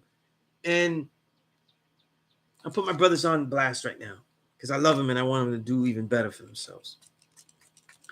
I saw a great show with the Umbrella Collective. My brother Substance 810, all these brothers. I love these guys. They're incredible. They think I'm seeing something. And I may be speaking profound about them, but it's a no-brainer for me. Seeing that they're great is as a no-brainer as seeing that Wu-Tang or anybody else would be great. They not only are great, but they already have made great music. Substance 810, 810, my brother Allah Preem, right? Mickey Diamond, Pro Dillinger, the amazing stuff, you know, Creasy, you know, all these great artists, you know what I'm saying? Josiah, you know, Josiah the Gift. I don't see how it's any kind of brain work to see that these guys are immaculate. But I noticed something that I noticed with them, and I noticed with so many artists, you know, smoke a lot of cigarettes. A lot of cigarettes, man. You know what I mean? And that's what I mean. Like, the power and the strength of their body is going to overcome that. And you'll see a performance equal or greater than people that are keeping healthy and not smoking. See? But that's not the only reason. The reason is you want longevity. In the Gospel of Hip Hop, KRS once said a great thing. He said, your 20-year-old body takes care of your 30-year-old body. And your 30-year-old body takes care of your 40-year-old body. In other words, he said that the things that you do now is going to show you how strong you are when you're in your 30s. You see? When I was in my 20s, I was addicted to buying any kind of health food thing you could buy. In my 30s, I saw the benefits of it. In a decade that I struggled a lot financially. You know what I mean? And in my 40s, I mastered where even though I struggle very mightily in my 40s now, my health is at a high level. Because now I know more, I know how to take care of it. So each decade, I've taken care of myself in a way that has benefited the next decade. Kept me younger, more youthful, more vigorous. So this was some of the understanding that I was given on that weed video. Some people were like, oh, I would have liked them to say more things about it, this and that. And you know what people wanted, though? They wanted me to give all types of Cypress Hill-like information that shows that smoking something and putting actual smoke inside your lungs for prolonged periods of time isn't going to do anything to your body. But it is. But it is. All right? It doesn't pair just like it has benefits. You know what I mean? If it's anything, it's a give and take relationship. And if we're talking about optimum health, give and take is not the thing. So, all that being said, I thought it was a decent enough useful video for somebody that doesn't even engage. So, the troll found his way in. He found his way in, right? Next day he goes, look at this. This guy is advocating for eating pig. You know, he's saying that it's natural and you got to eat it and stuff. You know, not even looking at the context of what the fuck I was talking about. You know what I mean? And that's where it was born. That's really where he thought he had his in. You know, it's, oh, look, he's not even of this. And he says that. How is he even here getting to do this? And there it was born. There was where he really, to use a great pun right now, really piggybacked off a non-issue that sounded good. You know what I mean? But and I know 7:30, 7:30. I know you know that you know the history of that. You know, no, the trickiest phrase is natural flavors because in today's FDA standards, you could merge two natural ingredients, like two natural things from nature, and merge them artificially and in a synthetic, chemicalized process, and make something totally alien, and that would be considered natural ingredient. You know, and then there are other natural flavors where they're great, but they don't have to disclose because then you get their Wu-Tang secret in their food. You know what I mean? And as a capitalistic product, they don't want to share it. You know what I mean? You know, so you never know. Sometimes that's why it also takes knowing the type of company you're dealing with and things like that also help. You know, but the labels, the front is the pitch, the back is the real information. You know what I mean? If you do the knowledge to seedless fruit, it's a lot. See, fruit is very different, VC realm, right? I'd rather have somebody eat organic seedless fruit if they can afford it than eating something else that is not organic. Because especially like with grapes is the most important thing. I'd rather have organic seedless grapes than conventional, like non-organic, conventional seeded grapes. The reason is because grapes get so much pesticides that they are almost impossible to wash off.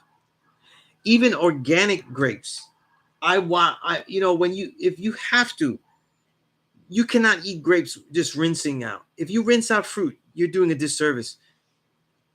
I would rather somebody use soap on their fruits and wash them off as good as possible than eat them like that. Also, too, I have to find the research, but it's there, and I don't have it on hand right now. But a lot of the fruits that we eat, though, are grafted, meaning, and that grafted doesn't mean that they were Yakub grafted. It means that they were deliberately developed so they could keep making it. Like every single banana is grafted. You know what I'm saying? I learned recently, like there's a great example that bananas, they become extinct. They have a danger of being extinct. And like, you ever had those banana flavored treats like candies, and they never taste like banana? They always taste. You're like, yo, no banana tastes like this. This is way too sweet, and it's got a different type of sweetness. This ain't even banana. So like in our minds, candy banana is different than real bananas, right? And when we get candy that tastes like a real banana, we're like, yo, this actually tastes like a real banana, not the hood. So now the candy banana flavor is like the hood banana flavor, you know? But actually, I forgot the name of it though. I didn't remember it. But the actual candy banana flavor that is totally different from today's banana is actually is a consistent mimic, like the candy, of an older banana that was used in the 50s that actually tasted like that. Which, by the way, sounds like it would have been a great tasting banana though. That was like real, right? So when we look at fruits, most of the fruits have to be like merged, spliced, and what they call grafted together, splicing different fruits together to make that. That's why GMO is so is a bad logic that makes sense from the westernized mind, because they've kept so many fruits alive doing this. You know what I mean? So I would judge a fruit not by its original nature or not grafted nature in the mixing. I would judge a fruit by the quality of the way it is done organically, without genetically modified substances, etc., than just if it's one of the original fruits, because they can be useful. You know what I mean? So that's what I mean, visceral. That's what I mean. But all that to say this, right? So the troll goes on me and really does. This is where he really launches and goes crazy, and we had back and forths, and in those back and forths, I gotta keep it real. In all my years doing music, I've written things that people didn't like, but I always did it respectfully, where I could tell you in your face, you know, somebody might want to fight. You know what I'm saying? Like, I'm not embarrassed or shook, and I'm not saying this as because I can fight, or I'm willing to fight, or I know how to fight, but I'm saying as a fear that I would be exposed to saying something that's too extreme. If I saw Action Bronson, or if I saw your old Droog, or if I saw even Kendrick Lamar, and people saw those criticisms that I had. Some of these criticisms are more also about society's perception, as it is as much about their music. Whether I like it or don't like it, or I find flaw in it, or if I can prove the weaker value, etc., right? But with this, I was getting kind of tight about it. I was like, I'm there all the time. They could come, check for me. They could come challenge this and do it the way that we used to do it. There are people that had disagreements with me over the years in the nation, and they would come eventually, even though it took them a long time too, to come say it to my face. You know what I mean? And there's one brother that's a great brother. He had disagreement with me, and one day he texted me and said, "Listen, I just haven't gone to confront you with the disagreements we have, because we're not sure if you want to beat us down." I remind you, and I feel like, when Skip Bayless goes, it's little Steph Curry. I'm thinking like, yo, it's little Sunez. Like, come on, man. These brothers are over 6 feet. You know what I'm saying? But these are my brothers in the nation. I was like, yo, there's no way. Like, if we all peaceful, we might get loud or whatever like that, but we definitely not going to get into that thing. You know what I'm saying? We're not going to get into that. And it was all peaceful. Some of the things we left in disagreement, but maybe over the time they saw where I was coming from. And I definitely understood where they was coming from, even though I left in disagreement. No, but that's the way it was. But I was getting tight because I knew that this wasn't going there. And it was getting more vile, like, threaten me, with physical beatdowns, like saying that they're going to come in there and do a universal beatdown. It's disrespectful, not just for me, but for the nation. Like, you have the authority, to come and give me a universal beatdown. I find that funny. And I did get frustrated. Let me tell you how. If Mega, he was recording me one day, and this video was up there. I guess he didn't record it to show. And we all know that I do the martial arts and stuff. And I was just like, you know what? Just come down and I give you a piece of this action. You know what I mean? I was like, I literally just said that. Like, yo, you need to come down here, piece of this action. And let me tell you why I was like that. Hurricane Maria hit Puerto Rico, and over 4,000 people, 4,000 Puerto Ricans died. To me, that's a genocide. You know what I mean?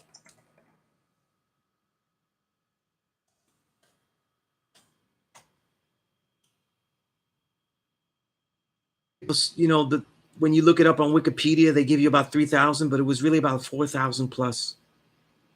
To think that poor countries like Cuba have almost no deaths, we know that they only protect property. You know what I'm saying? And with the total neglect, property got destroyed and original people got killed. You know what I mean? And it's only because I have so few ties to direct Puerto Rico anymore, because so many of my relatives have returned to the essence.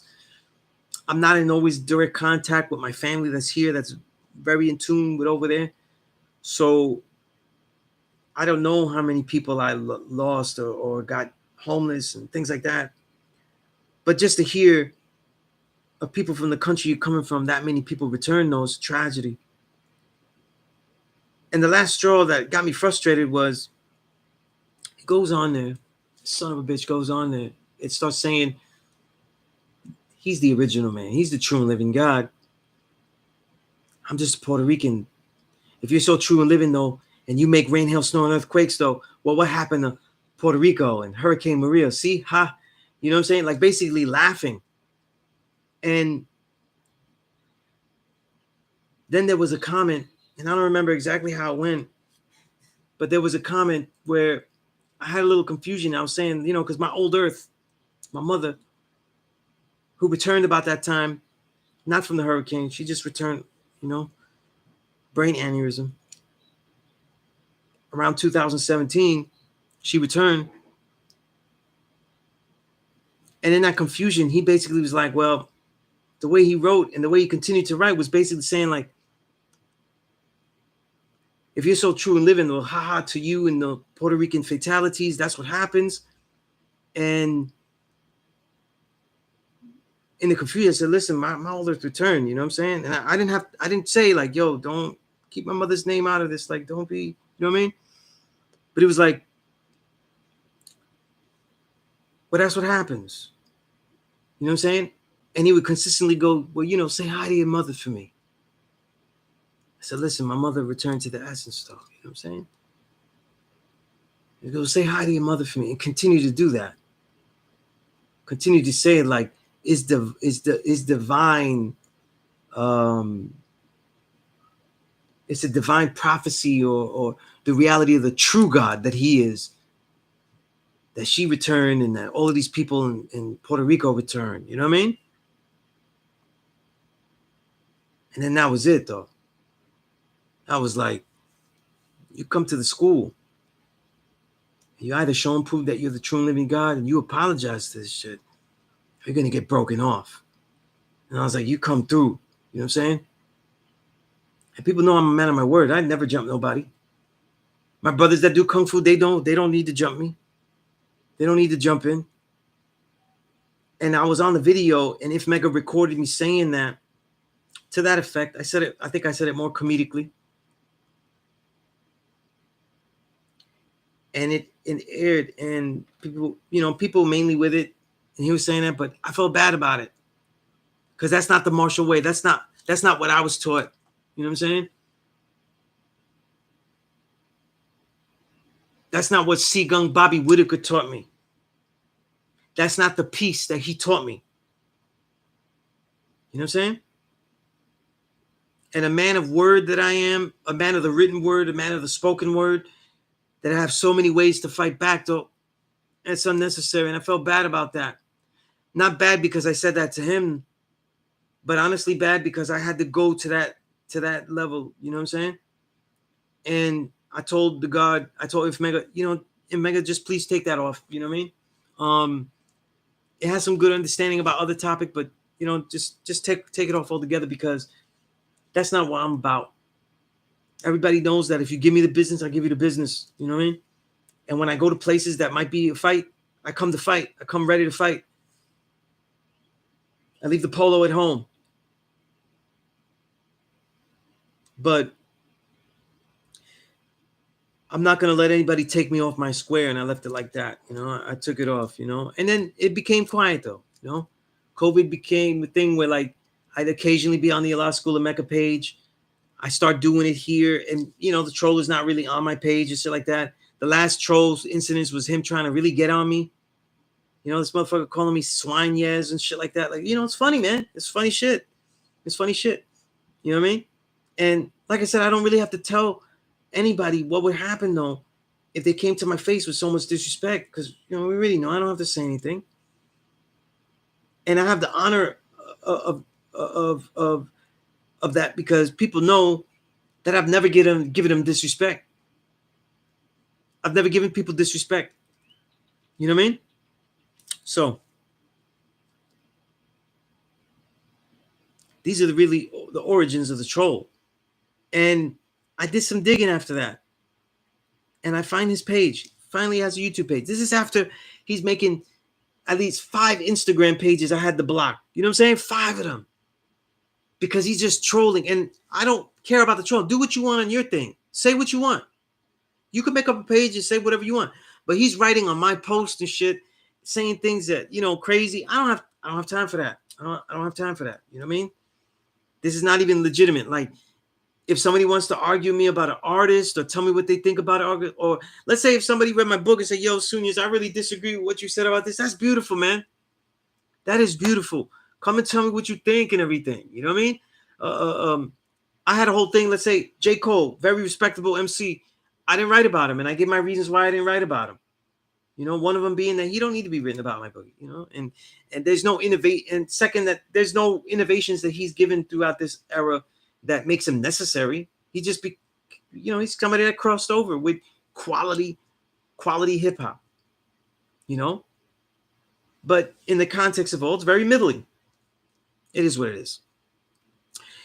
Quick thoughts on Kendrick. I find Kendrick to be a little bit above that, a little bit more charisma, but very middling in the context of all the great MCs that I have learned and I have met and built with in this past 10 plus years, particularly since we're talking about this era. But if you're going to come troll, so I blocked him 5 pages. It was crazy. He did the same thing to Inf Mega. Then Inf Mega became a trolled because he's giving him a platform, and Inf Mega's inviting him to the school to get his point of view or to actually confront me with some real builds, and it's all that. Like, you see a Doritos bag, he'll probably say that I'm eating this, but that's my big bro's joke. You know what I'm saying? That's my big bros. I don't eat that. But these are things that he'll use, like anything that he can use. You know what I mean? Right? So it's like, it's a real pain in the ass. So I do some digging. I click every now and then. But then one time I click on one of the new pages he has on YouTube, and he's got a video about me. And so, what? This guy got a video? And you only see his hand, so he's a black seed light, right? And he's talking about me, lying about me, saying that this, that, and the other, and shit like that. And his now he gets into the anecdotal shit, and there's why I got his reality. He said, you know, I know that he goes, I know these Puerto Ricans, man. It just takes them one moment. They're going to call us out for being niggers or whatever like that. You know what I'm saying? And he even got on me because I don't use the N word. You know what I'm saying? If I'm among the elders and things like that, I use the words appropriate. This is about the students. I use the nigger word. I write poetry and I use the N word all the time. And when you read my books, especially my poetry, you see that it's a device. I'm saying something particular. I'm showing you something with it. There's an understanding that goes with everything that I'm using. You know what I'm saying? And let's not forget though that a lot of brothers, original people who weren't African American, especially Latinos, realized that there's something deeper to the connections of them with the original man, literally being original. And their first awareness of it was that we're all oppressed. And then they said, well, we're all niggas. And then they get to a point where they're, wait a minute, we're all niggas because we're treated horrible. But then what would be the reason that we're treated horrible? Maybe because we're all the same in some way. See, it was a step of consciousness for a lot of brown brothers, myself included.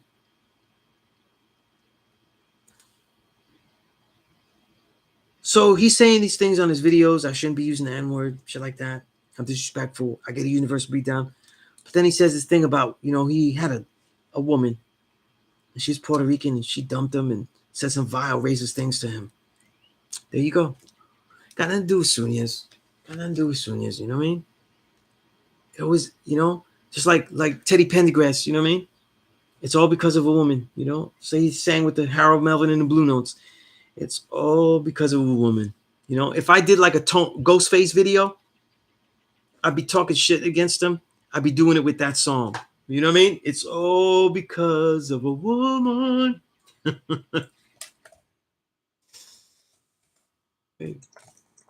Yeah, that's Teddy P right there. Am I getting the name of the song right? I gotta look that up. I love that song.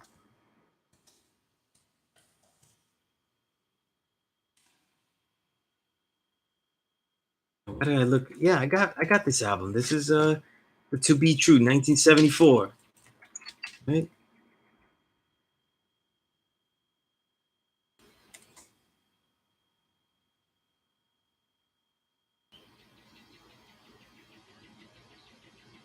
Let's see. Yeah, all because of a woman. Yeah, Harold Melvin, 1974 is 5. Let me see. I have 75. I don't know why the internet has 74.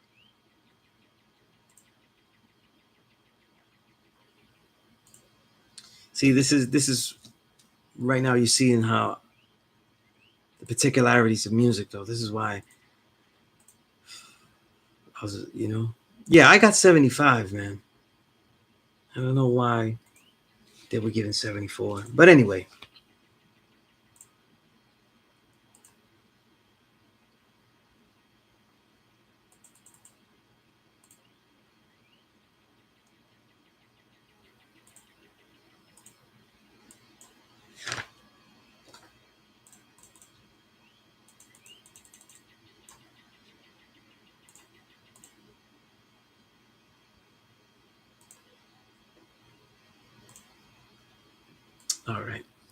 All right. That tangent aside.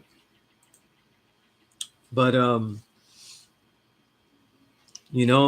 if I do if I do that, it's got to be because with that song. How's that shit go? Let me play a snippet. I hope I don't get. I can be playing snippets. So I can play a little bit of.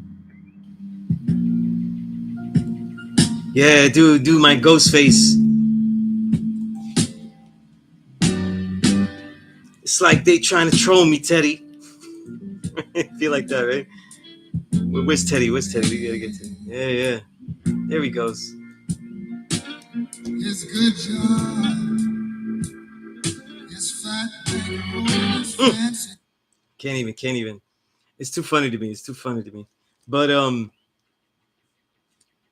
I'll say, you know, once I saw that video, then I knew that, like, yo, it's just uh, uh, uh yeah. You know what's crazy, right? He had the Cardinals. Tony Ghost Dini had the Cardinals joint. I got the all red joint. You know what I mean? I'm ready. I'm ready. VC round. I'm ready. Right? You know what I mean? But nah, it's too funny, man. It's too funny. You know. Dark Kim was hilarious. He was hilarious. Saying that we on there, and you know, it's the way to disrespect me to spell my name phonetically, you know. You know, and he does watch the videos because one time somebody asked you, how do you pronounce your name, and I spelled it like that, used phonetically. You know what I mean? I wrote that, and you know, it's like it's a fan, man, that's gone like just negative, man. It's just like sad, man. You know what I mean? Like they don't even, you know.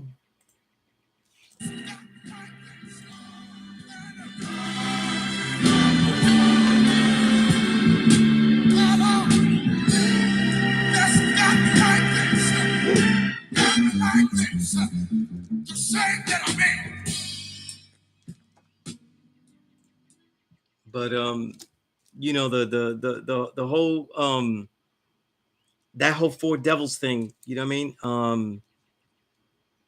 It really yeah, and now that's where Dark Kim calls me Martin MLK because I'm Martin Luther King. So that's what leads to all this.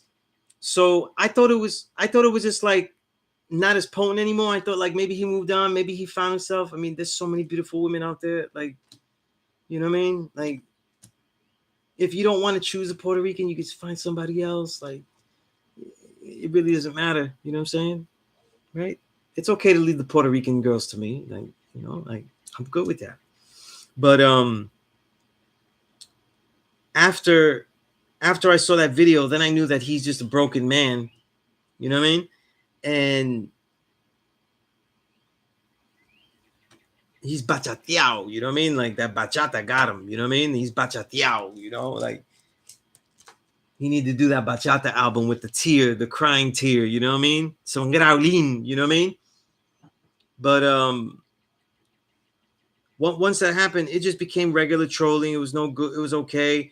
Like, you know, he'll go on a lot of School of Mecca page and new videos. He'll be like, oh, I told you that this guy doesn't know this. Like, you know, and people will say stuff. People don't really, you know, a lot of my understanding, you have to be there for the whole thing. Like the latest video, my critiques of current music, yo, you have to hear the whole build. You cannot soundbite me. You know, you can always soundbite me. Like in that video, like I literally said that Pop Smoke and Tekashi are literally the same. And I did that on purpose because I'm trying to show something in that video. And we know that, you know, Pop Smoke never, you know, was a snitch or anything like that. But the type of music they did was very, very nearly identical. You know what I'm saying? I'll bite though. I'll bite that Pop Smoke's voice and vocal command was, you know, top notch compared to Tekashi. In fact, I never saw any appeal in what Tekashi was doing. But even though I hate Pop Smoke's musical background, he had such a dope emceeing voice. Like it's dope. You know what I mean? So it gave those, you know, like Guru said, you know, it's mostly the voice that can really validate a fucking weak ass type of sound, you know. But when you see my points there, if you go through to the end, you'll see the points, and doesn't want to get the understanding because it's just upset that somebody like me is doing this whole time, you know. And some people think that I'm at the school because no one decided to be at the school, you know. And I'm sorry to say, but that's not true either. You know what I mean? A lot of people came and went. You know what I'm saying? A lot of people came and went though. You know, like if somebody wants to say like, yo, I could have done what Sunez did, we can only say that the actual fact is that no one did. That's what we could say. No one did. And for everybody that I teach and everybody that I share with, go out there and do something so consistently, so feverishly intense that you're the only one to have done it that good, that way. That's the real power of it. And eventually over time,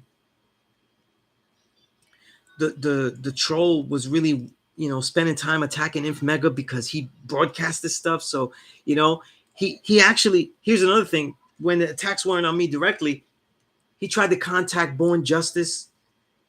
When I saw Born Justice, it was just like, what is this shit? Like, that's my elder. Like Born Justice and Allah B are the people that I told that I'm not going to be part of this board here, but I'm going to take every single Thursday and be here teaching a course. You go ask them if they remember that. So when people talk about the elders, were you with the elders? I gave my word as bond and dropped the word as bond to the elders. Say, I will teach a class every single Thursday night. Keep Thursday open. I will be here every Thursday. I said that in 2000. And I said it to Allah B and I said it to Born Justice in the back of a law school, in the back behind the classroom. People think that they word is bond. I've lived out my word is bond. I know what that feels like. So I know what it would be like to break it.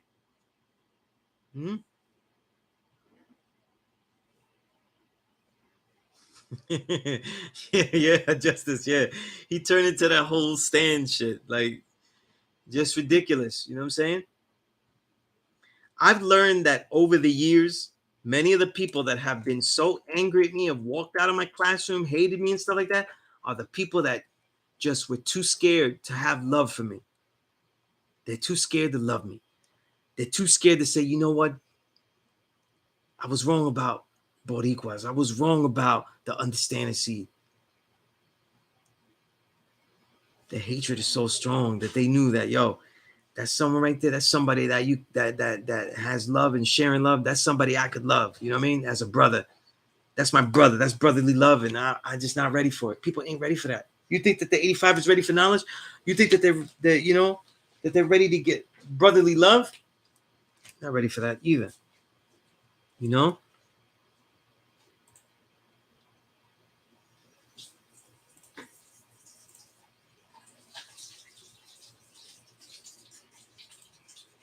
Not like what Teddy say there? Not like this.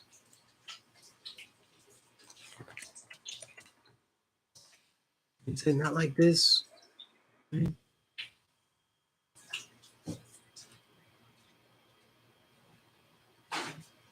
It's all because of a woman alone that's got me like this. The shape that I'm in. That was the shape that he was in. You know? That was the shape that he was in. Now I'm trying to get this chronologically correct. He does something. Yeah, he spends time now trying to recruit people. And that's what Dark Kim says, the funny thing, where he's like, he always jokes with me, and it's so funny to him. He's like, this Dark Kim, he says, I'm not the one. I don't get recruited to your battle. You know what I'm saying? I recruit people to the battle, not you. You know, you're not putting me in the war that you think you ought to have, you know? So just the audacity strikes him, you know? And yeah.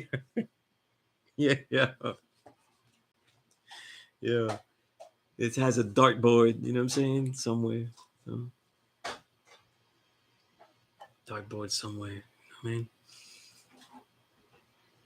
Has a, like a cutout, like, it's not even that big, like, a 5'4" cutout, like in Home Alone and shit. You know what I mean?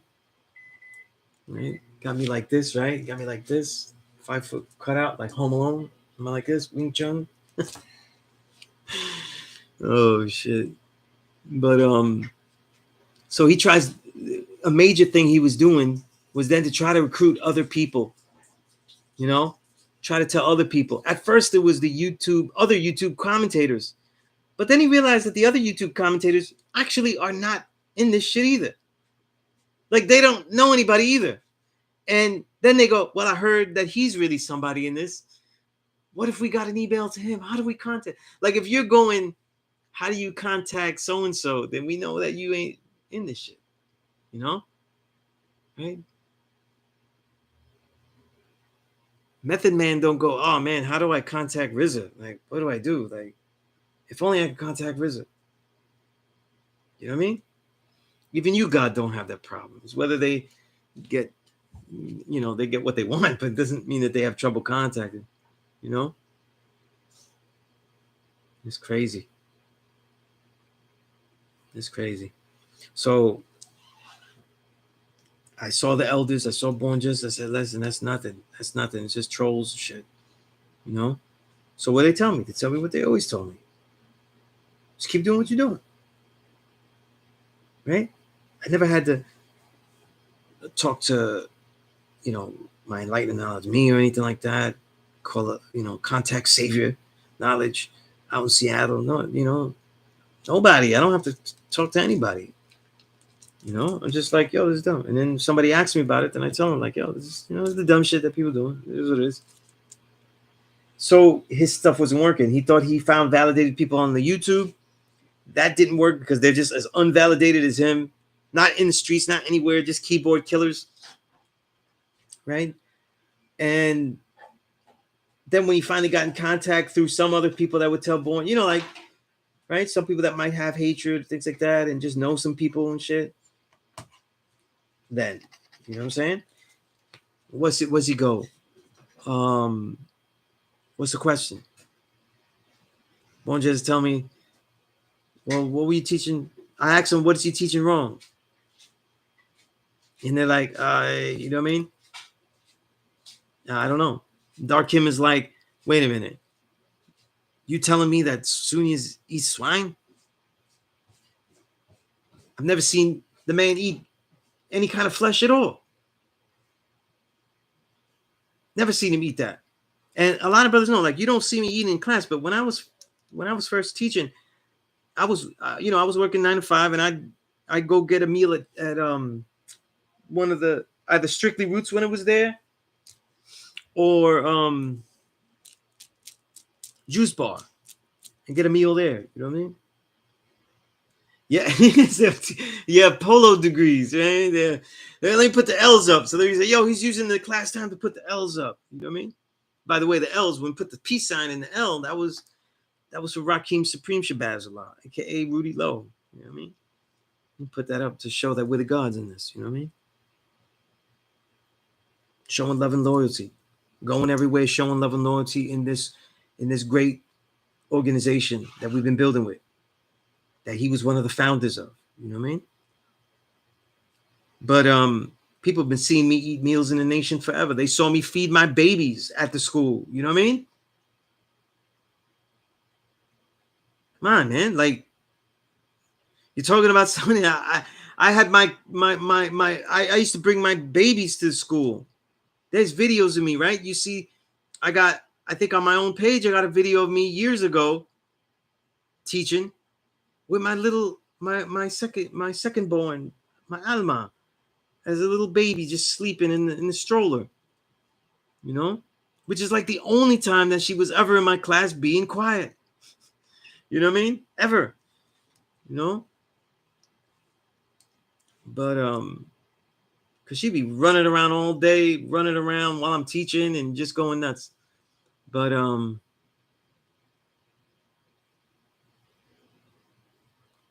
it's just crazy. So that didn't work. And so constantly trying to find something wrong never seemed to work. And so he unearths the podcast. Now this is serious, right? This is serious, because when you go through a podcast, because the video of it that the gods put up, the 5% connection, the gods interviewed me, and I talked about hip hop. I talked about a lot, whatever they wanted to talk about. Those gods are great. I love them. They're great. And I think it was episode 9. They had me on, and it was a lot of fun.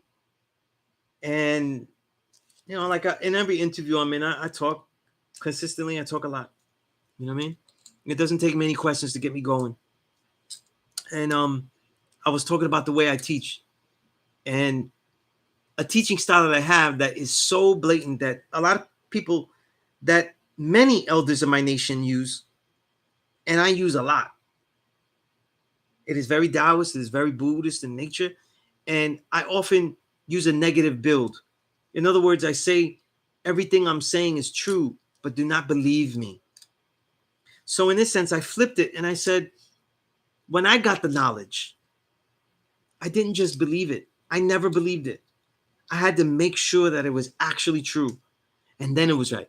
That's not my words originally. That's what knowledge me taught me.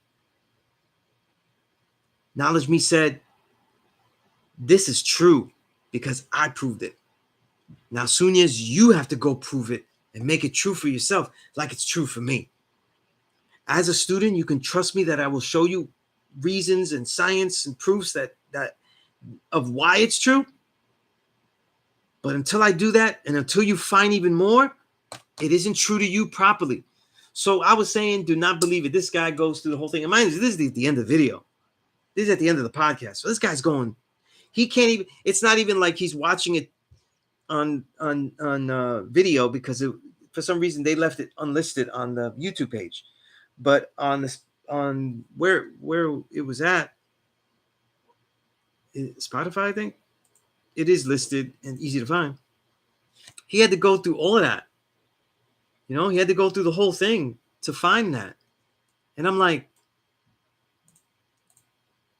this guy is my son, like my bastard son. Like, you know, like he loved me with hate. Like he doing all that research. Like, listen, people joke and they say, Sunez, you have an issue with Jay-Z when you write, things like that. Everybody knows that I say that Jay-Z, skill-wise and talent-wise, is one of the greatest. I also say that his ethics and his lyrical content is one of the most deplorable things that we'll ever see. And that's why he cannot ever be a GOAT. You know what I mean? You can't make songs about lamenting gentrification, but also be part of it and help it. You know what I mean? You can't talk about the authenticity of things and how you're so real and everybody else is fake. You know, you need more people, but you have a lifetime and a history of making commercial music deliberately. You know, a whole bunch of other things, et cetera, et cetera. But the point is, I spend time listening to things I critique, but word is bond. This is my word is bond. If you look at my YouTube, and you have me search for Jay-Z in my personal YouTube collection. Now I have all these albums. I have everything. But in my personal collection that I roll with, the Jay-Z songs that are going to be here are going to be cuts from other people. And mainly, really, let me show you. You know what? This search, YouTube music search sucks because it's giving me my J Royale. It's giving me JD, like when the J Dilla record's called JD, like Welcome to Detroit. Like, look, you'll see I got, let's see. Let me show you. Let me put the brightness on that so it really resonates. You know what I mean? You'll see I got, what I got there? I got Coming of Age. It's like that. You see, I got, these are all the Primo beats. I keep the Primo beats. Sadat X, Jay-Z Story. That's not a Jay-Z song. I got DMX because DMX has that you gotta have the DMX album. I got Jay-Z in it, which right, and I have I still have it in there. Wow, I only got one album fully, actually 2 albums from him. So I got cuts from the Primo Lace cuts. I got the Ninth Wonder Black album remix because I'm a big Ninth Wonder fan. And then in my personal collection, I do have Reasonable Doubt though. But if I run out of space though, then I get deleted for sure. And I definitely think I deleted some of the songs on Reasonable Doubt because I hate the one where he's jacking. What the fuck is it called? Oh, I do have it here. I have the whole thing. But that's the only one I have in here because the other one is not really an album. Doesn't mean I don't think Jay-Z is a great MC. I just don't ride with his ethos. You know what I mean?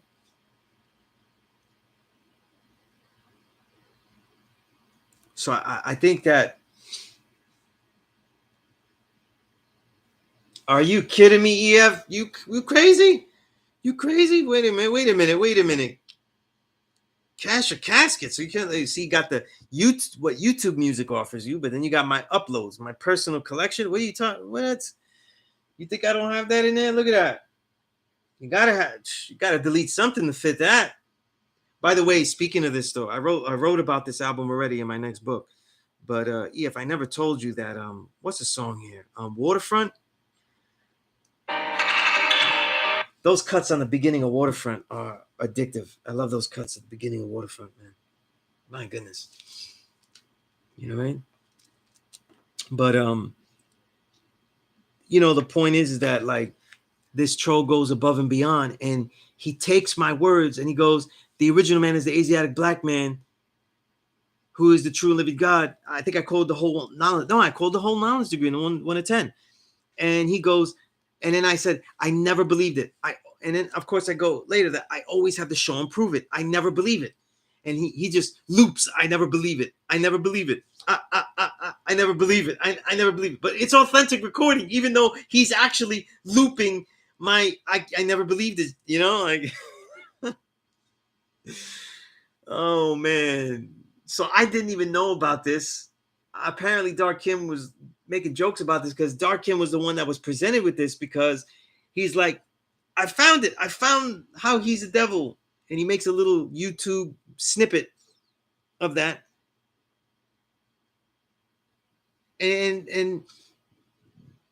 then he goes that he's found the proof that I never believed the knowledge. And I said, wait a minute. When the hell was we supposed to deal with knowledge itself? If it's knowledge, why do we have to believe it? If you believe the knowledge, that means you don't really know why it's true. You know what I'm saying? He's,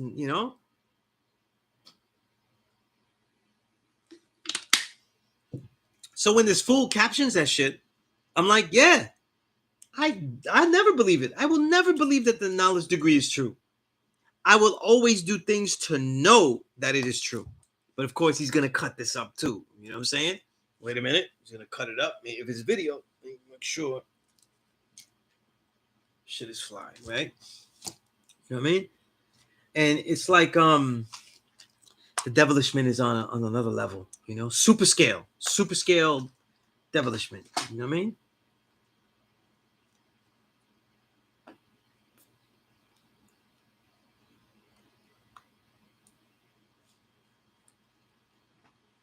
And then they say other people, yeah. Then he says other people support it, other people agree with it. Let me tell you something. And that's where we're all at. And then, so he does the 4 devils, I don't know why God Universal's there.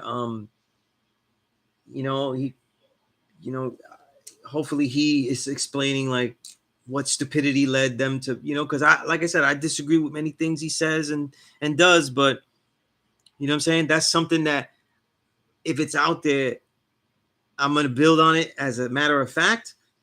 But as a brother in the nation, I'm going to tell him, listen, I disagree with this. Just like I told him in text message what I disagree with him.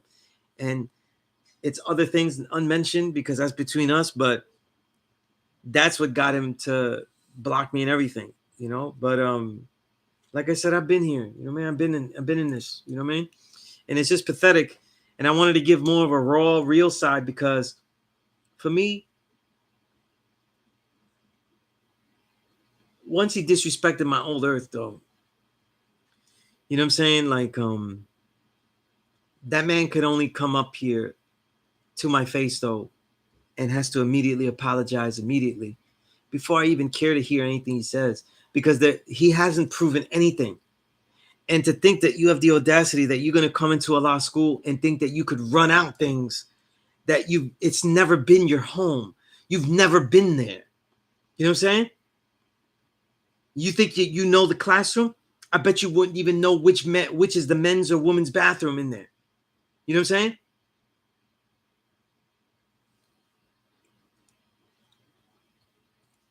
And people are a joke. And they have the audacity, you know what I'm saying? And so I just wanted to give like a serious history about it because, it's even some bullshit, man. That Dark Kim is number 1 on the list. You know what I'm saying? I should be number 1. But there's so much hate for me. He won't even put me as number 1. He's put Dark Kim because Dark Kim is the black seed that should have taken me out. That was the one that I showed Dark Kim. I showed Dark Kim the truth, and he just wouldn't, So sometimes the aider and abetter of a dastardly criminal is hated even more than the criminal himself. You know what I'm saying? And that's probably why Dark Kim has the top spot. You know what I'm saying? Right? You know, yeah, you know, maybe the next poll I get number one, you know, but I want to say, you know, just like anything, it's like, you know, just like, you know, we all want a chip. We all want a chip when we got on that plus lesson, you know, like Darkim said, we all want a chip. And I didn't get finals MVP, but I get the hardware, and it's a team effort. You know, it's a team effort between, you know, me, Inf Mega, and Darkim to really, you know, to do that, you know, and to be ML Ray is a great thing, you know. Oh man, I'll tell you something. Look, going back in these questions, I don't consider Bobby Digital albums commercial. Not at all. What he was doing was expanding the sample structure, and it was very, very experimental. When you listen to the Bobby Digital record, the first one in stereo, I thought it was incredible. I loved it, even though like I wanted RZA the Cure to rhyme. You know what I mean? Deep RZA to rhyme, and the Bobby Digital character. The second Bobby Digital album is very, very good and overlooked, especially the RZA songs at the bottom. And that album came out 2 days before my firstborn daughter was born. So August 28th, 2001, it was released. And I bought it that day. And my daughter was born August 30th. And when she was born, that was the last thing I was listening to, because I had it with me in the while we was waiting. You know, I'm listening to that on my CD Walkman. So I'm very endeared to that album. You know what I mean?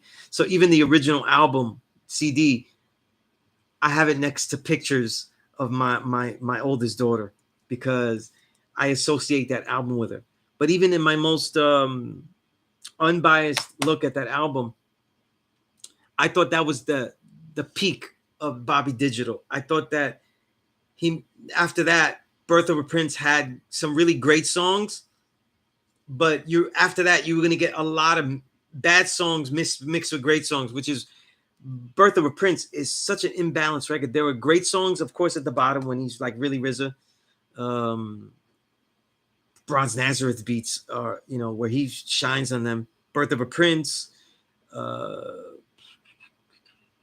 forget the other one. Right. I mean, I love these records, so I'm talking about them very analytically, but I've always loved these records. But like this, Bad Songs, Drink, Smoke, and Fuck. The Drop Off is not a great song, you know. Wherever I Go is a good song made great because of Allah Real singing, you know, Remember the Imperfection, Allah Real. But you have great songs in it. From 12 down, the Kata Choten, Day God is 1,000 Years, The Birth, See the Joy. I mean, Cherry Range is not so great. You know, Chi Kung is great. You think it's a Chinese classical music sample, but it's actually Ann Peebles, if I remember correctly. There's no such in there. People have found this sample long ago, but no, not Ann Peebles. Why am I saying Ann Peebles? That's not Ann Peebles. I might be right, actually. Let's go to I'm lazy right now. Let's go to that snitch site who sampled. Gene Plum, which, by the way, Ka used later. But Gene Plum, great soul singer, forgotten soul singer. Love her stuff. Ghost Dog score is even better than the Ghost Dog soundtrack, even though I really like the Ghost Dog soundtrack. But RZA was very experimental in the late 90s, early 2000s. And with experimentation comes things you've never heard before that are great, but also things you never heard before that are not good. That's what happens when you experiment on that level. By the way, Justice, you said Curious got a new joint. It's fire. Yeah, yo. Curious. I love Curious George. He's my very first interview in hip hop. He was the very first interview I ever did in hip hop. And so if he wasn't friendly, if he wasn't real peace with me, then my career might not be, you know what I mean? Might not go off, you know? Yeah, that's my man, Bronze. That's my brother. I love his work. All of Bronze's work, you know? Did he produce a whole album? I know he did cuts. I don't know if he did a whole album from him. I didn't know he did a whole album, you know.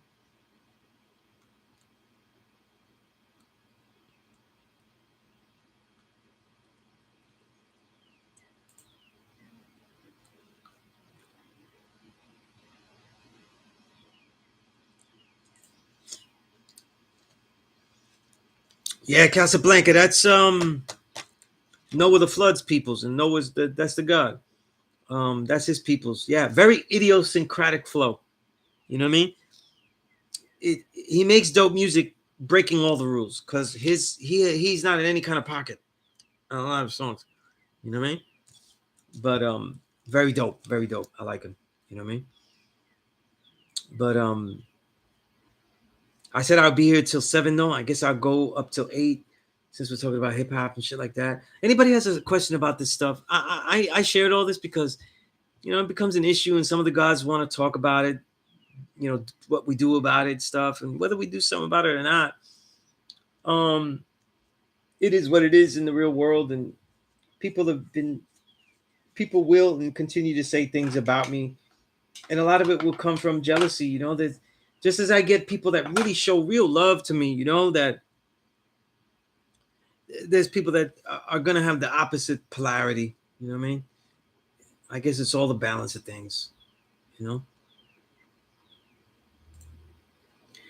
Speaking on those Bobby Digitals, I have all the RZA's records, but I think that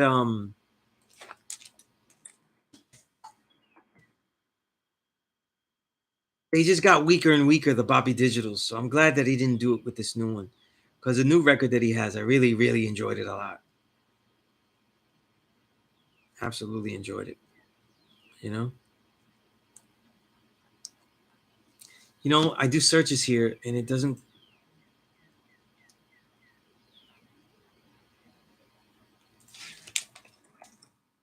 Album, the Saturday afternoon, the album he did with Saturday Afternoon Kung Fu Theater. I loved it.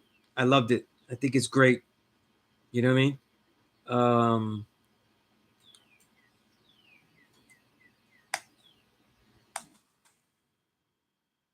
if people read like my poetry and the way I write, there's an influence of so many people, and I think that Jizza and RZA um, are very, very big influences in the way that I write. You know what I mean? Jizza certainly with the obsession I have with concentrated structure, like concentrating as much as I can in few words, because I feel like it builds the artistic nature of the word.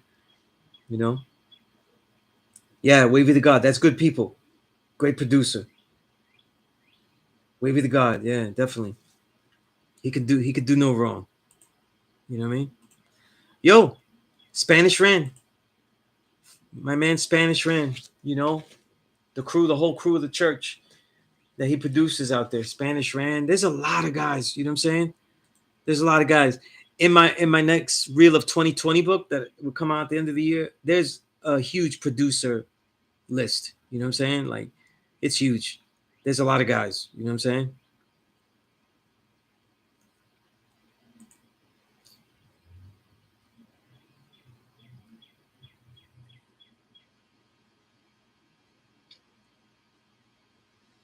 I think that the Tribe of Shabazz story is relevant in some ways about the knowledge itself being lost, and that the destruction of Africa and the spreading out of populace though. Um, OG known for smoking. Yes, absolutely. Absolutely. You know what I mean? The stuff that you put on there shows a real depth and skill. You know what I'm saying? Like people could sit with that record for a long time and really be chewing it up. There's a lot of nice nuance, addictive nuance in your beats.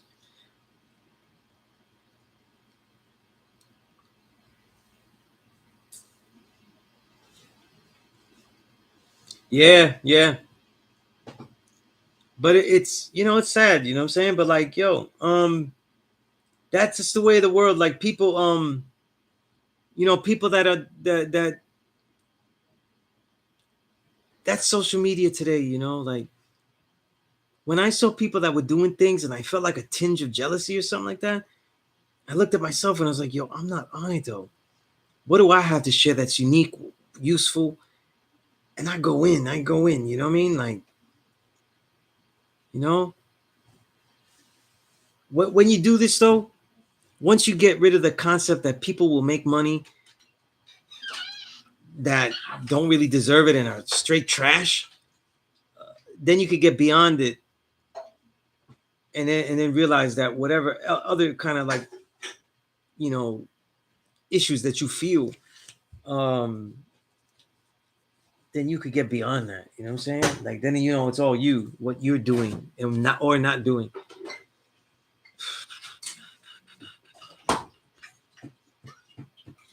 I mean, you say, can a hip hop album be dope without great beats? I mean, really, like it's a music question. That's not really like a hip hop question in general. That's a music question, you know. Like we know that soul albums can be great with bad music, you know what I mean? But not so great, you know what I mean? A lot of the legends of soul in the 80s and stuff, they didn't have great music, you know. Whitney Houston doesn't have great music, you know what I mean? But off the head, dope album. Well, it could be a necessary album because, you know, because the MC is so great. So I don't think you get like a without great beats. You could get a great album with just good beats. Nas is case in point. A lot of those beats are just good. They're not great on a lot of his albums. So when you look back on these albums, they're all worthwhile. They're all great. Like, and I feel personally that if you're not a Nas collector, then you're not really like a full collector in hip hop. All of his albums have something worthy. They're all worth a listen. They're all worth collecting. You know what I mean? They're all worth collecting. There's no way to me that a Nas album is worth eliminating from your collection because you don't like the beats that Nas had. No Nas album, except maybe I think that the only Chuck album where you might get like just keep a couple of songs is I Am, because to me 1999 was a real transition for him. Like he was really trying to be commercial, and the Tupac influence was fucking up everybody. They tried to get that aura, and they were all fucking up everybody. You know what I mean? I could show you Killer Priest's own 1999 album has Tupac inflections on it in his speech, in his rhyme patterns. So I forgot the name of that album. I'll tell you right now. This is how deep it gets. I'm telling you, man. Good album too. Very, very overlooked because he has like 1,000 albums. Actually, 2001 album Priesthood. That's got a lot of Tupac in it. I think that's the one I'm thinking about.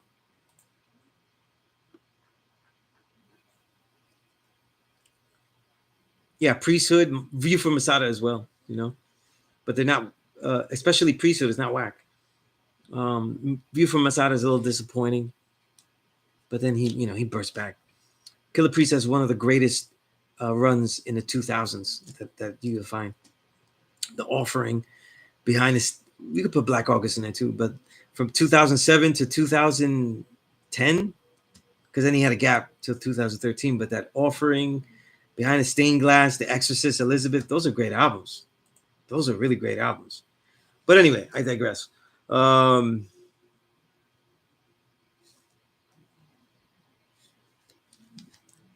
Razzcazz is Soul and Ice, you know.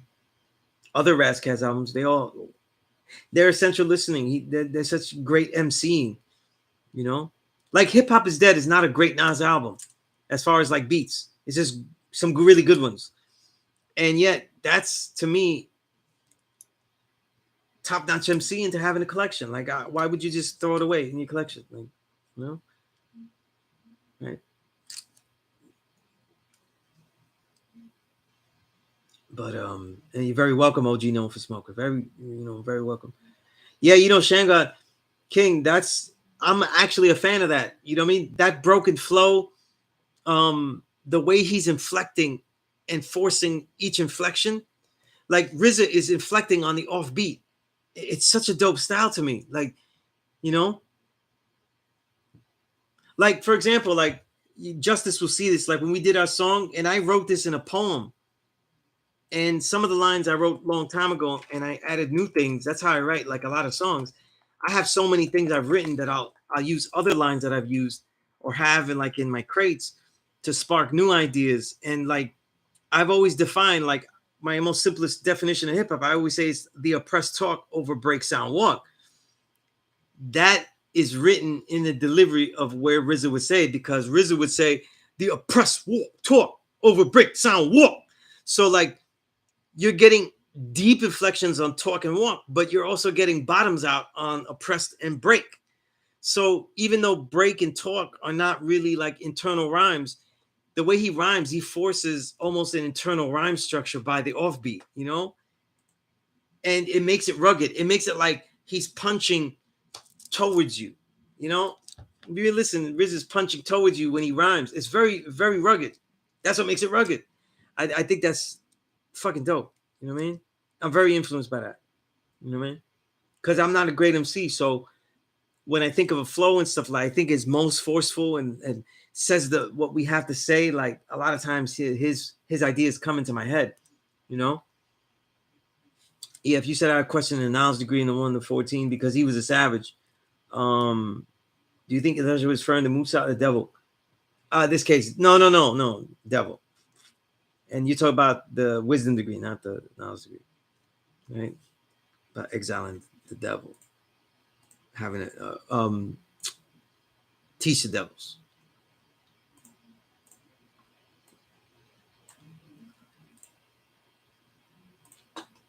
Right?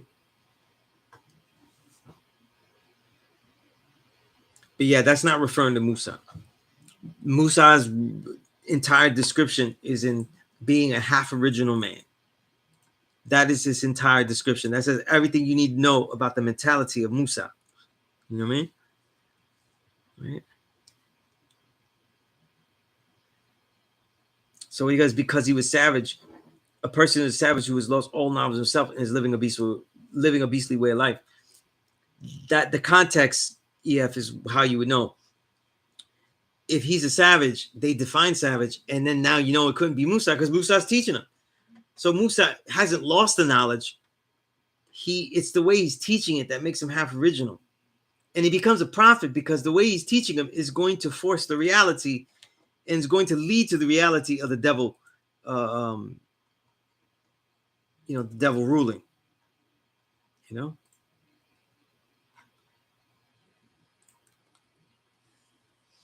I hope that answers the question.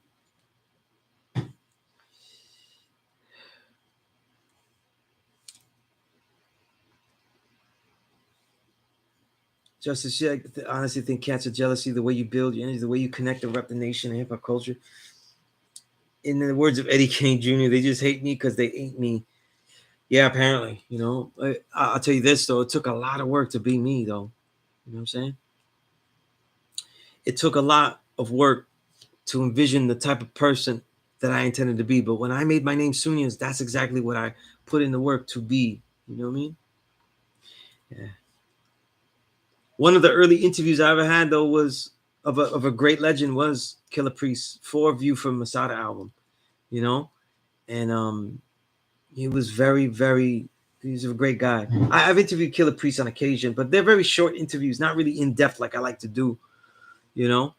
And but he's a very positive person, you know, very positive person, you know. I'm not mad at him anymore for the whole Lord Jamal thing because I felt like he tried to make up for that, you know what I mean? Again, it's hard being a journalist when you're not a journalist. You know what I mean? It's hard.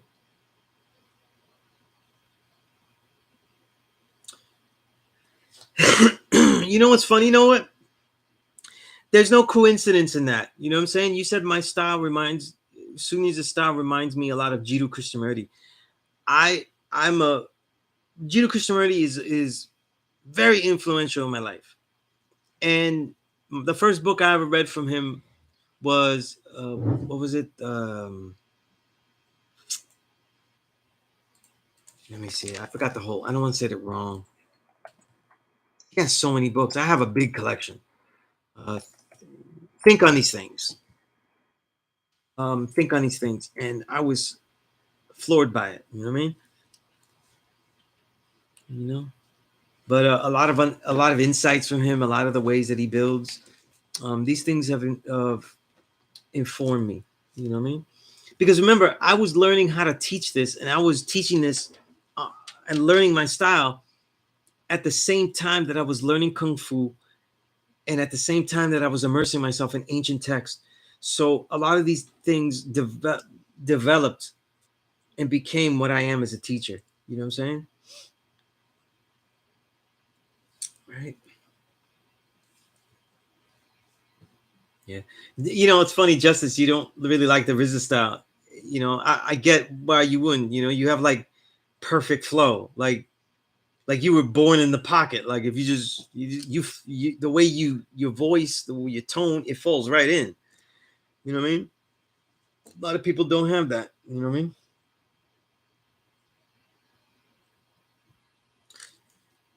793rd, you said Nas went from bragging about getting no airplay and going gold, and plus to needing spots on radio and video shows soon after the change of times.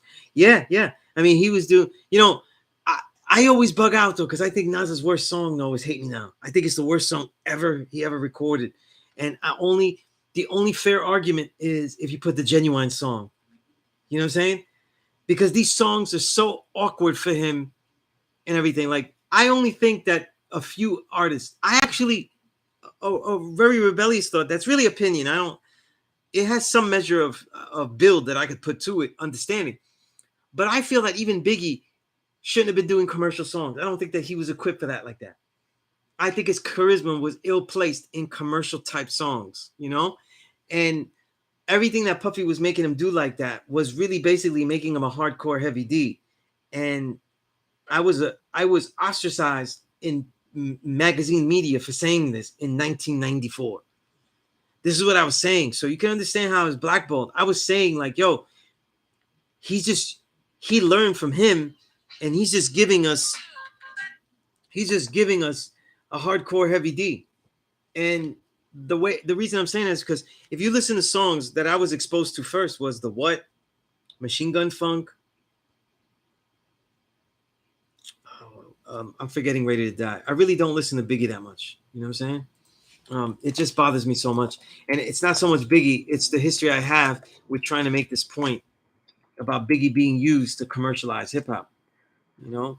So I'm not like a guy that listens to Biggie, you know what I'm saying? But exceptional songs, Warning. Warning is probably as commercial to me. Mind you, Warning is commercial. In 1994, using Isaac Hayes though for any type of song is pretty like basic. You know, we let it go because Easy Mo B also made so many other songs here that are next level. You know, but Unbelievable. You know what I'm saying? Right? Those songs like Unbelievable, Suicide Thoughts, they are so far above in quality level. The What? Than songs like Juicy or Big Papa that, you know, that I just felt like that wasn't his calling, you know. But it was a perfect time. People wanted a more commercial hip hop, but something that had validity. Enter Biggie, you know what I mean? I was never a Tim Dog fan, you know what I'm saying? Like we're supposed to like Tim Dog just because he did sing a whole coast though. And I never thought he had was a great MC by any means. And I really wasn't into that dissing the whole coast thing. You know what I mean? If you diss a whole coast, that means that to me, you have to be better than the whole coast. And there's no way he's better than all those MCs out there. You know what I mean? He's not close to Ice-T. He's not close to Cube or anybody. So like, to me, in my mind, you're not allowed to do that. You know what I'm saying? You're not better than them. To me, you can only diss particular peoples that you're better than, and he wasn't. So, if you listen to his songs dissing the West Coast, they don't really have. There's not a real point in those songs. There's nothing valid that he's saying. Like, I just never got into to that, you know, and that always turned me off, you know. Right? I'm a little late reading this though. You said Jay with the damage you did that a lot, Supreme Scientist. I'm not sure what we were talking about that, you know, the off kilter flow. I'm not sure, but Jay was dope in the beginning too, you know.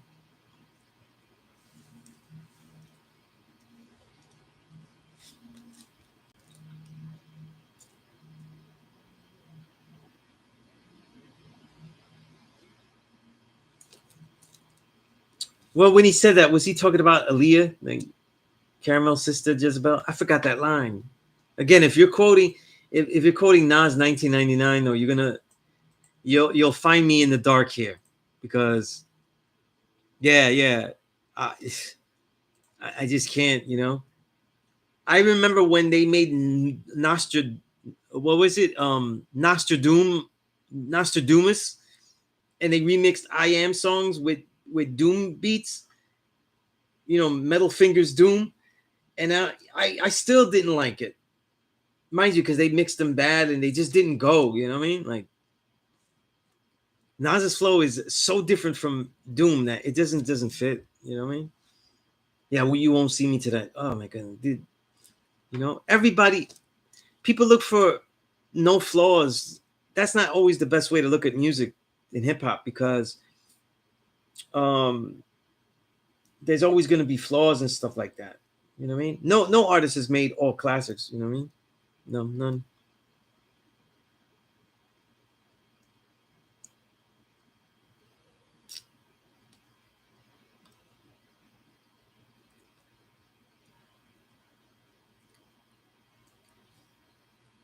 Yeah, the double album allowed filler to come in.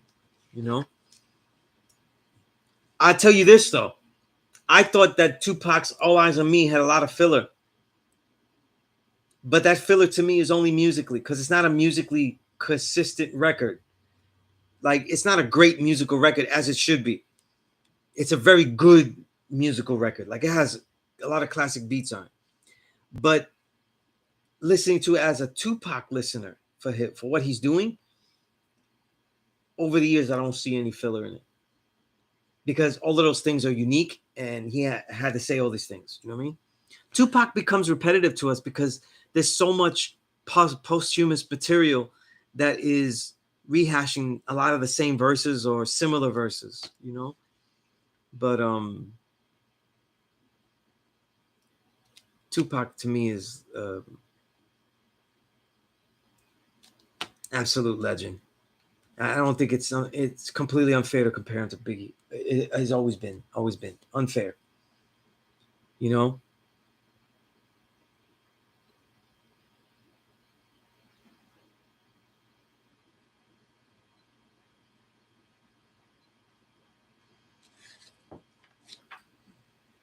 Yeah, Tim Dog was never a stellar MC. He really wasn't the guy to be dissing a whole coast, you know.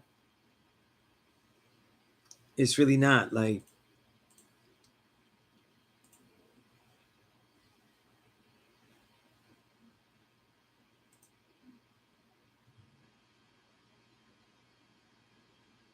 And really, the issue with the West Coast wasn't always with the lyricism. They were gonna be behind with lyricism though, because they had just been starting, so they're letting their stories and their styles get infused into records. But the real problem over time was that the West Coast was sampling at a much easier clip. They're sampling very basic shit, and that was really more of the problem.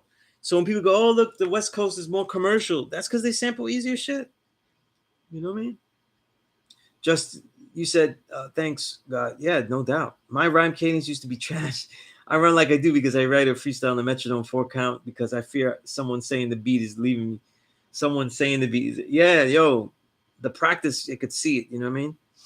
Because mind you, when people hear songs with me, I do not go with any kind of beat. I just say what I'm going to say, you know? And I use a tempo that and a pattern that is kind of universal that could fit on anything. You know what I mean? Revisit Tupac, because I think that Tupac is a lot like, I always describe Tupac. I say this all the time. I'm the only one that says this, but So it's definitely my understanding. But he's a lot like Langston Hughes. Langston Hughes wrote a lot of poetry, and he was never deep, never had high vocabulary. Structures were simple, but he wrote in the voice of the people so brilliantly, and he captured emotion so beautifully. That's what Tupac is. And the truth is, as grown men, Tupac relates more in a lot of his issues. People look at his life and what he was doing that was erratic and immature and think that his music is not mature. His music is extremely mature. You know what I mean? Extremely mature. You know? And yeah, definitely relates.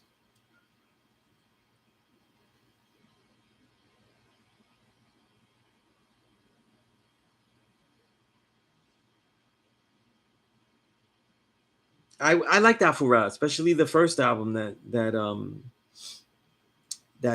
that first album. He had a lot of great beats. Primo beats. They had a Muggs beat. Yeah. He was good stuff. Good stuff.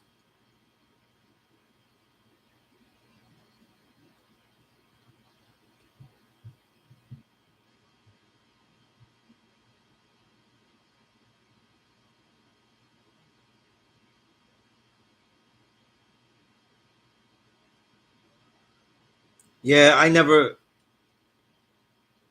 followed Tim Dog though. I never at all. You know? And if I was deciding what was in magazines, I would have never written about him. You know, like I said, content matters though. You know, and I wouldn't have put in my publication somebody that's just dissing an entire coast and really doesn't have a reason other than he's. Was there a reason? Like, because you don't like them? Because you don't think that they're as good, or they're, like, I don't know, man.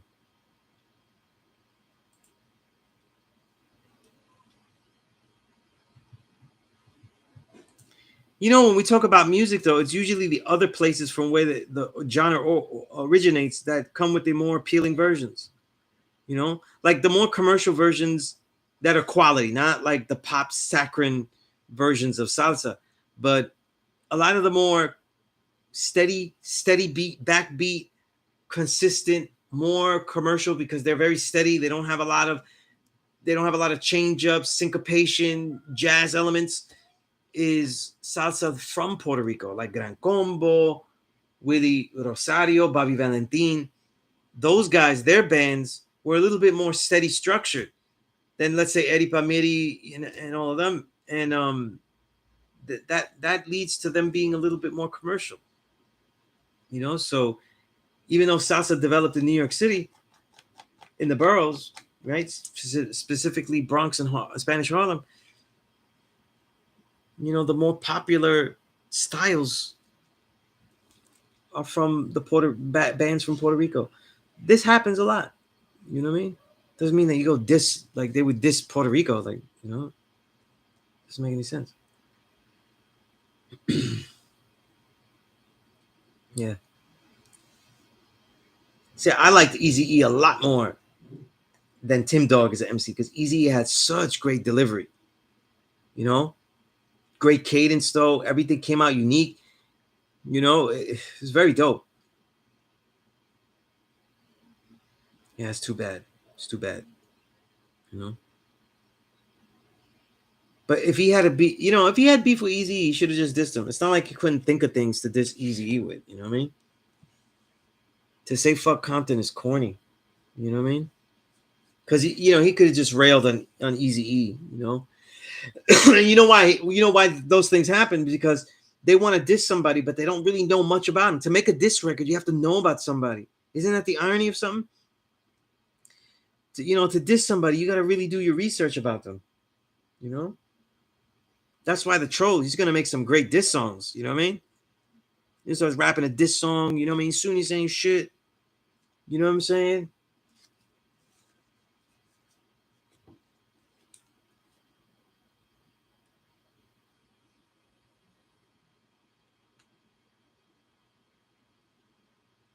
Yeah, I don't even watch Cheaters though. There's so much good quality film and TV series to watch nowadays that, man, I don't even have time for that. You know what I mean? I would never watch that. Yo, seriously, the most frivolous things that I watch are when people post things on Instagram. Like when I go like, where's the dumbest shit that I'm watching? It's usually video clips that are thrown on you on Instagram. I'm like, this is why I know that this dumb shit exists, because I saw it, or Twitter. You know, they constantly do that shit.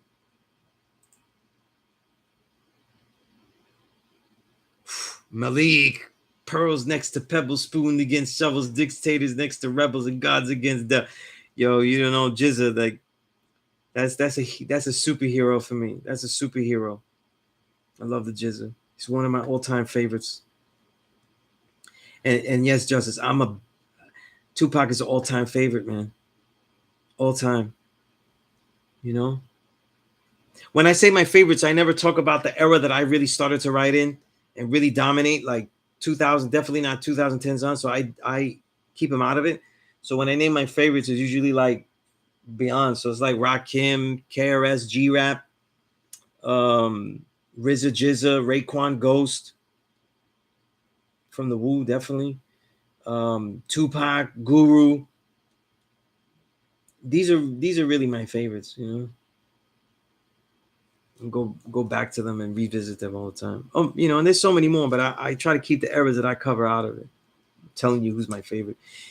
If you want to know who my favorite is from eras of today and stuff, honestly, if you read my work, who do I write the most about, longest about? You know, then you'll know. Like, damn, he write a lot about P.E.A.C.E. You know, he write a lot about Ka. He write a lot about Spit Gems, and you know, he write a lot about those guys. And you know, then yeah.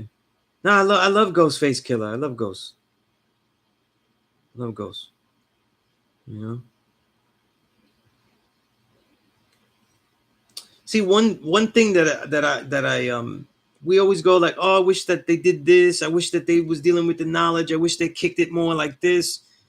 I get all of that, those complaints and stuff. But I also know how hard it is to make music. You know what I mean? And how hard it is for people to reflect ideas and continue to make great stuff. So I don't get too mad when artists have reached a peak and not quite at their greatest peak anymore. You know what I mean? You know, it also allows us to appreciate people that continue to peak, right? We have to say that Nas continues to peak, you know, right? So you appreciate that more, you know.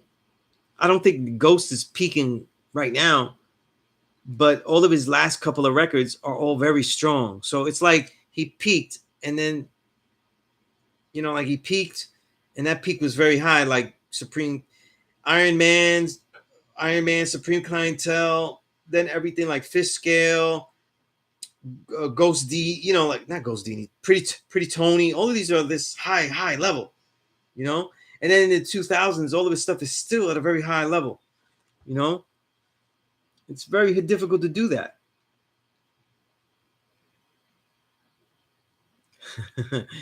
Yeah, well, I hear that. I hear that. The first MC that really made me listen to lyricism was KRS-One, though. The first MC that made me look at the delivery and the stature of what an MC represents that is profound was definitely Rakim. You know, and I was not in that order, Rakim, and then when I started to really listen, KRS was blatantly, I was blatantly getting it though. It really has always resonated with me.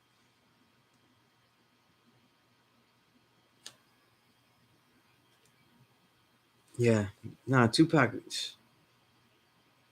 I mean, if you play Changes, Tupac Changes, you know what I'm saying?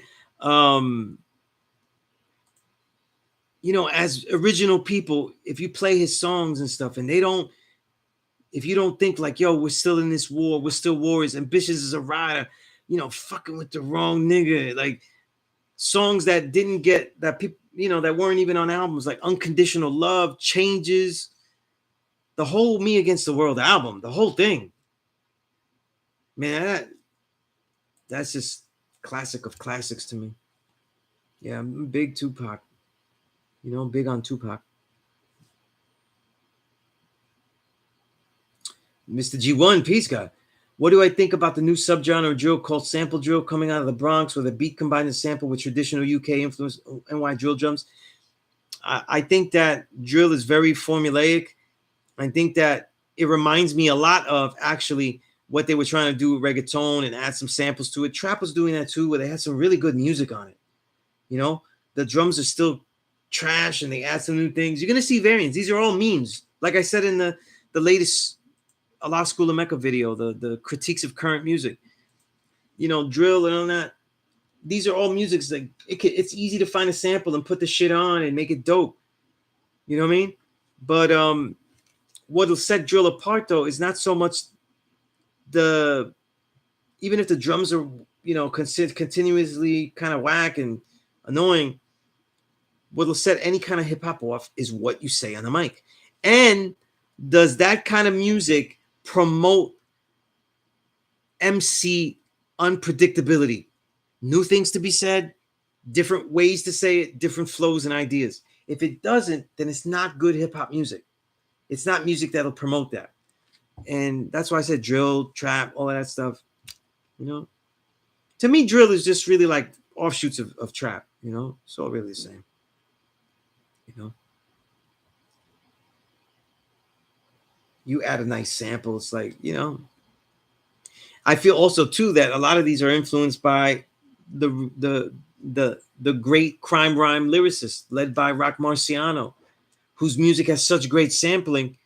They figured like, yo, if we put some good music on this, like the way Rock Marcy does with his music, the way Cod does, or the way Alchemist does, we don't even need like to change beats or put the right drums or make it even, you know, forbid that we make it sound like boom bap. We just put some drill, you know. But if the MCing is gonna be trash, it's gonna stay trash, you know. He did have a unique voice though.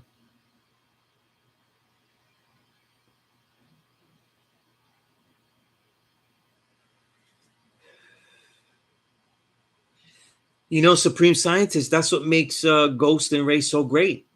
You know what I mean? That's what makes poetry so great. You don't have to understand it. You know what I mean? That's exactly what makes it great. You know what I mean?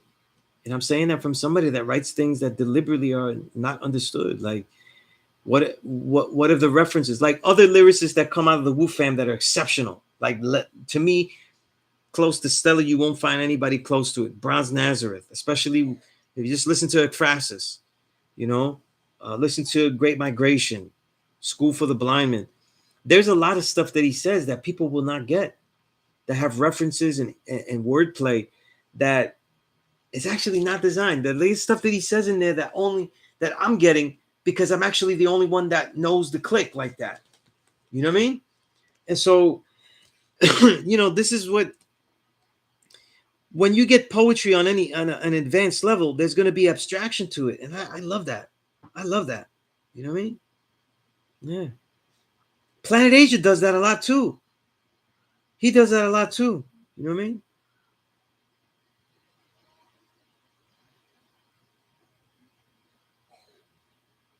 Yeah. Yeah. I mean, I have to hear more. But to me, if the content is not there, it's still worthless to me. I don't think you could save a one beat structure music meme. And what I mean by a music meme is something that just has one that easily fits a one beat structure. You know, so the dembow and reggaeton, that's a meme. That's a musical meme. It's always the same, and you insert stuff into it. That's not music making. That's absolutely not music making.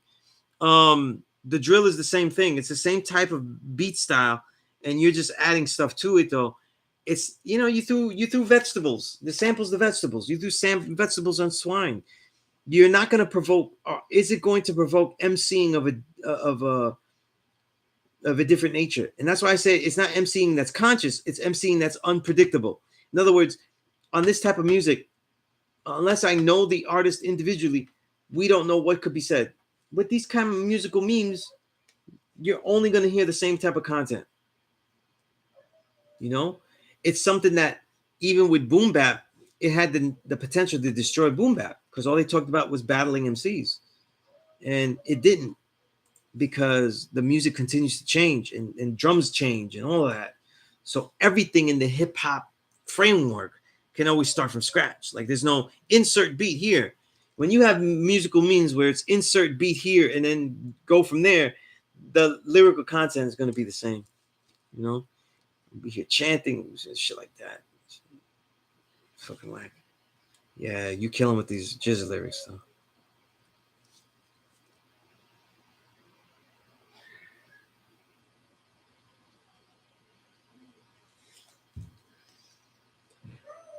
Rakim the GOAT every top time. I will tell you this. I think there's only two people, maybe three, that there's three people that I think are absolute GOAT candidates. Where if somebody said the number one, I think it's absolute. It's okay. It's Rakim, KRS, and G-Rap. And honestly, to me, KRS-One and Rakim are the two that battle, because KRS-One albums wouldn't really have real consistent concepts. MCs wouldn't have such consistent themes, personas, if it wasn't for KRS-One. And really, there's nothing KRS-One cannot do as an MC. You know, unlike Rakim, if I'm being super critical, Rakim doesn't have the stage show. Even though people really try to diss Rakim's stage show, Rakim's stage show is very dope. You know, sometimes it wasn't always dope, but I would say since like the 2000s, his stage show, depending on the night you see him, is very, very dope. You know what I'm saying? And I don't know how it's not going to be dope when somebody has so many classics. You know what I'm saying? When I see Rakim, I go home hoarse because I'm rapping along every single line, you know. But I think Rakim is underrated as a stage performer. I really do. But KRS-One is tip tops. You know, I even put KRS-One. I think he's the greatest performer I've ever seen, because it counts to me that he has something to say, that he has actual songs, songwriting. It's not just wild out songs, but he got songs that'll make you jump, all that kind of shit. You know, he got songs with hooks. He has songs where the lyrics are concept hooks. I mean, he really is the you know, he really can be number one. You know, like, to me, every other day it switches. I always fumble between KRS and Rakim. And in my mind, I think G-Rap is just as good.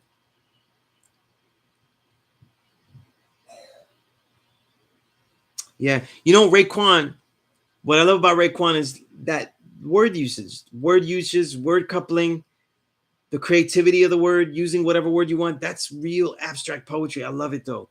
You know, it's not just slang making, but it's the way that you're coupling the word, the choice of unity of the word. It makes, there's so much unpredictability in the way that he rhymes. It's amazing, man.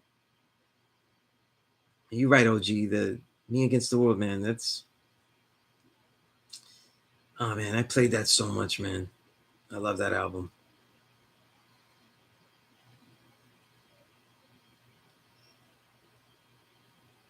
Well, if they get off lyrically on drill, I gotta hear some. And email me some. I would love to hear it. I can't say that I'm 100% up on it. You know what I mean?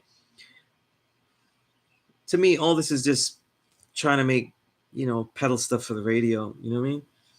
Because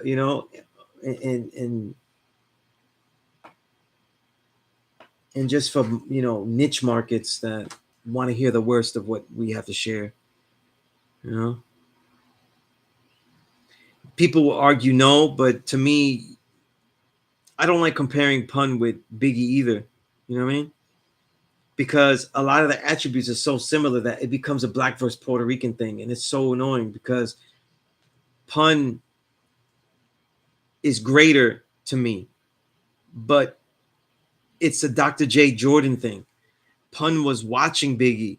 I mean, Capital Punishment is literally Ready to Die in Boricua version.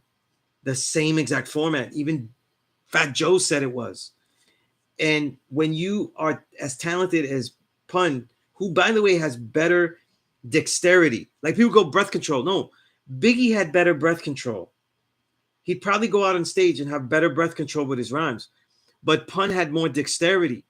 You know what I'm saying? He could couple words and couple words and blend them faster and more spitfire than what Biggie could do. But Biggie had perfect cadence, perfect tone, all of these things. And when Pun is doing his Ready to Die version, which that's what Capital Punishment is, you know, it's, you know, he had Ready to Die as a blueprint. You know, he had Ready to Die as a blueprint.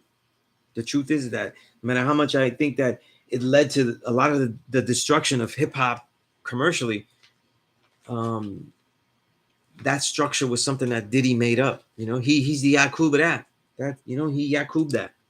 You know, so if Pun doesn't do it better, something's wrong. It's not a good redo. You know, I'm gonna do the analysis of that. Ron Sunu. All right. Yeah, Uncle John. I didn't check Drill Scott Heron. Yeah, I gotta check. I gotta check that. I haven't.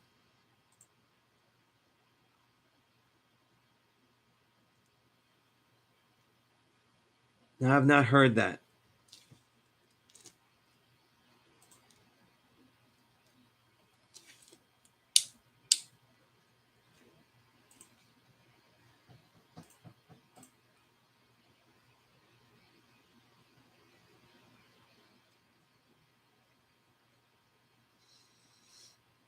Although I doubt I'd be into it though. You know what I'm saying? But I'm copying these and I'm saving them. I'm gonna do the knowledge to them.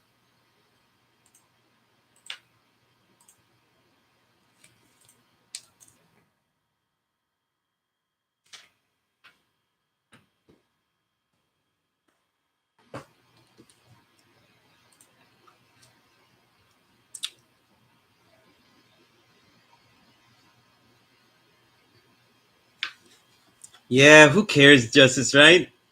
It just sounds good. Alfredo cheese, hell yeah, milk of magnet. Yeah. You know, it's funny because in all hip hop, it always could turn into gibberish or like the same thing, and it's who people like. Like, do you rail on and just go on and on and on? Like Black Thought obviously is one of those. No matter what people, I love Black Thought. Cannabis is one of those. Capadonna a little bit. You know what I'm saying? So they there's a lot of run-ons. You know what I'm saying?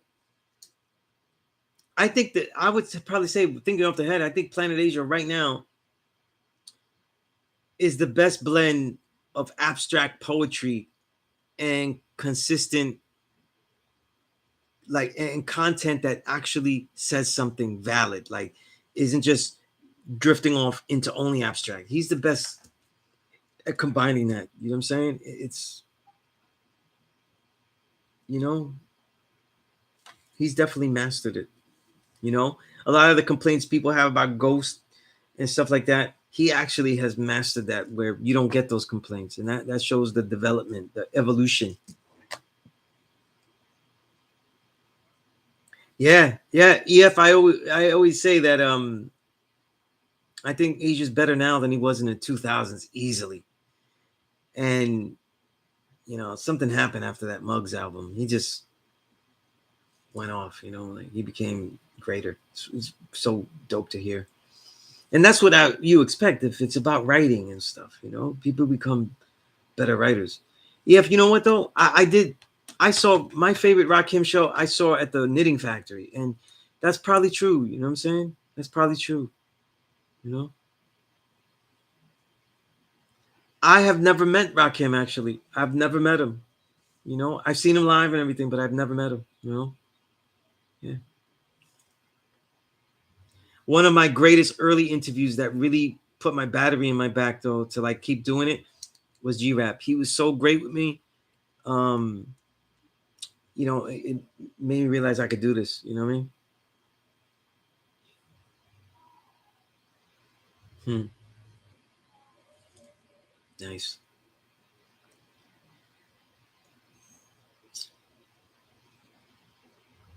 He did a set for you 50. That's so unfair.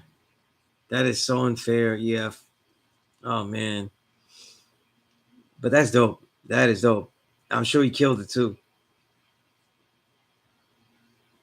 Yeah, I've never seen Public Enemy live, but as a show, I know that one is gonna be up there. You know what I'm saying? I know P.E.A.C.E show would be killer. And I agree with you, Justice. Me Against the World is not just Tupac's best album, but it's one of the greatest of all time. It's a classic of classics. You know what I mean? If you don't have Me Against the World in your collection, though, I really think that you're slipping. Like, I consider Ready to Die a classic album, but it is not to me a classic of classics the way Me Against the World is.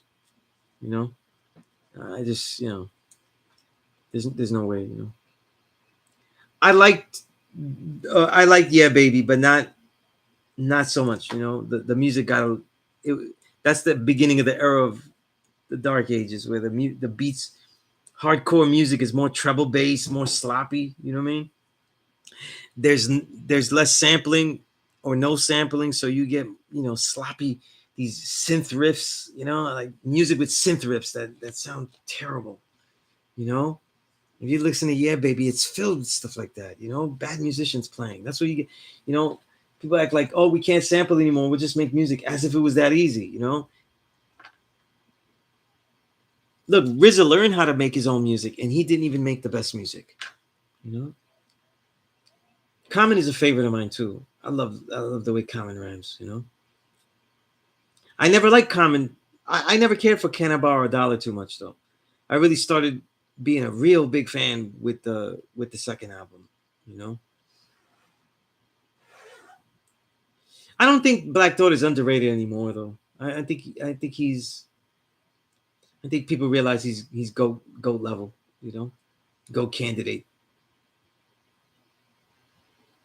The Midwest. Yeah, no, Common to me. I think the last few Common albums are great. His jazz sampling, all of that stuff is really great.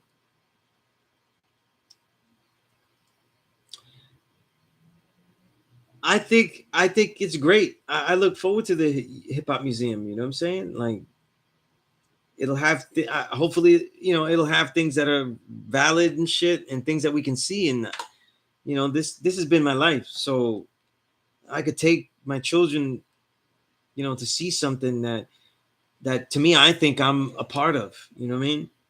It's really great. I'm a tiny piece of that, but I could show them the roots of it, the things that got me into this, and how I'm a part of something that's so great. It's great.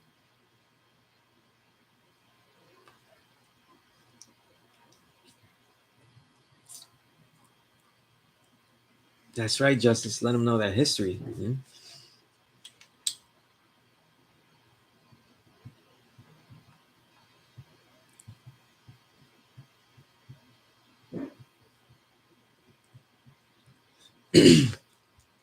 Nah, well, you said Yeah Baby, the best unfinished album ever. That's not the best unfinished album ever. I'm gonna tell you what the best unfinished album is ever. The best unfinished album ever is Eddie Palmieri's Unfinished Masterpiece.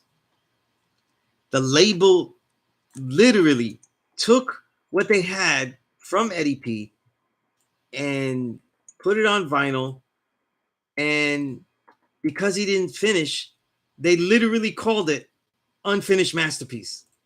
How dirty is that?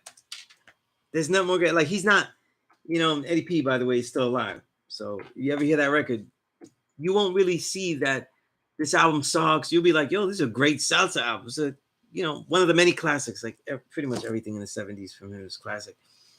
And but he never finished it. That's crazy. The beat nuts don't get mentioned, but I think one of the reasons the beat nuts don't get mentioned is that they never got the chance to produce for stellar MCs. And I think to be a GOAT producer is not just to make GOAT level music like beatnuts do, but then also propel a great MC to great songwriting with your music. And that's something I think that the beatnuts never got that chance to do for a full LP. I don't know why people didn't get them to do full LPs. That's something that, like, I still think to this day, they still, Psycho Les, Juju together or solo, they can produce great works. You know what I mean? They definitely could produce great works. But yeah, let me finish reading these because it's already 8:30 and I've been on this way too long. Tribe, KRS, about Hyro. That's crazy. I've seen all of them. I never seen Tribe live, but Hyro's dope live. I love Hyro.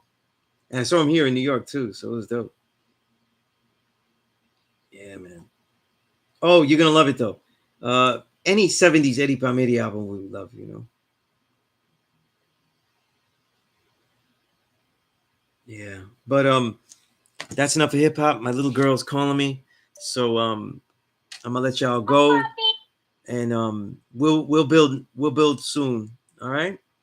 And any questions, just email me, sunez97@gmail.com. And I got you. If you got my text me, you know. Text me to build, stick me to see on mathematics, etc., etc. Right? Peace to the gods, earths, and everyone that tuned in, even the troll, though. Right? Peace. Hey, you.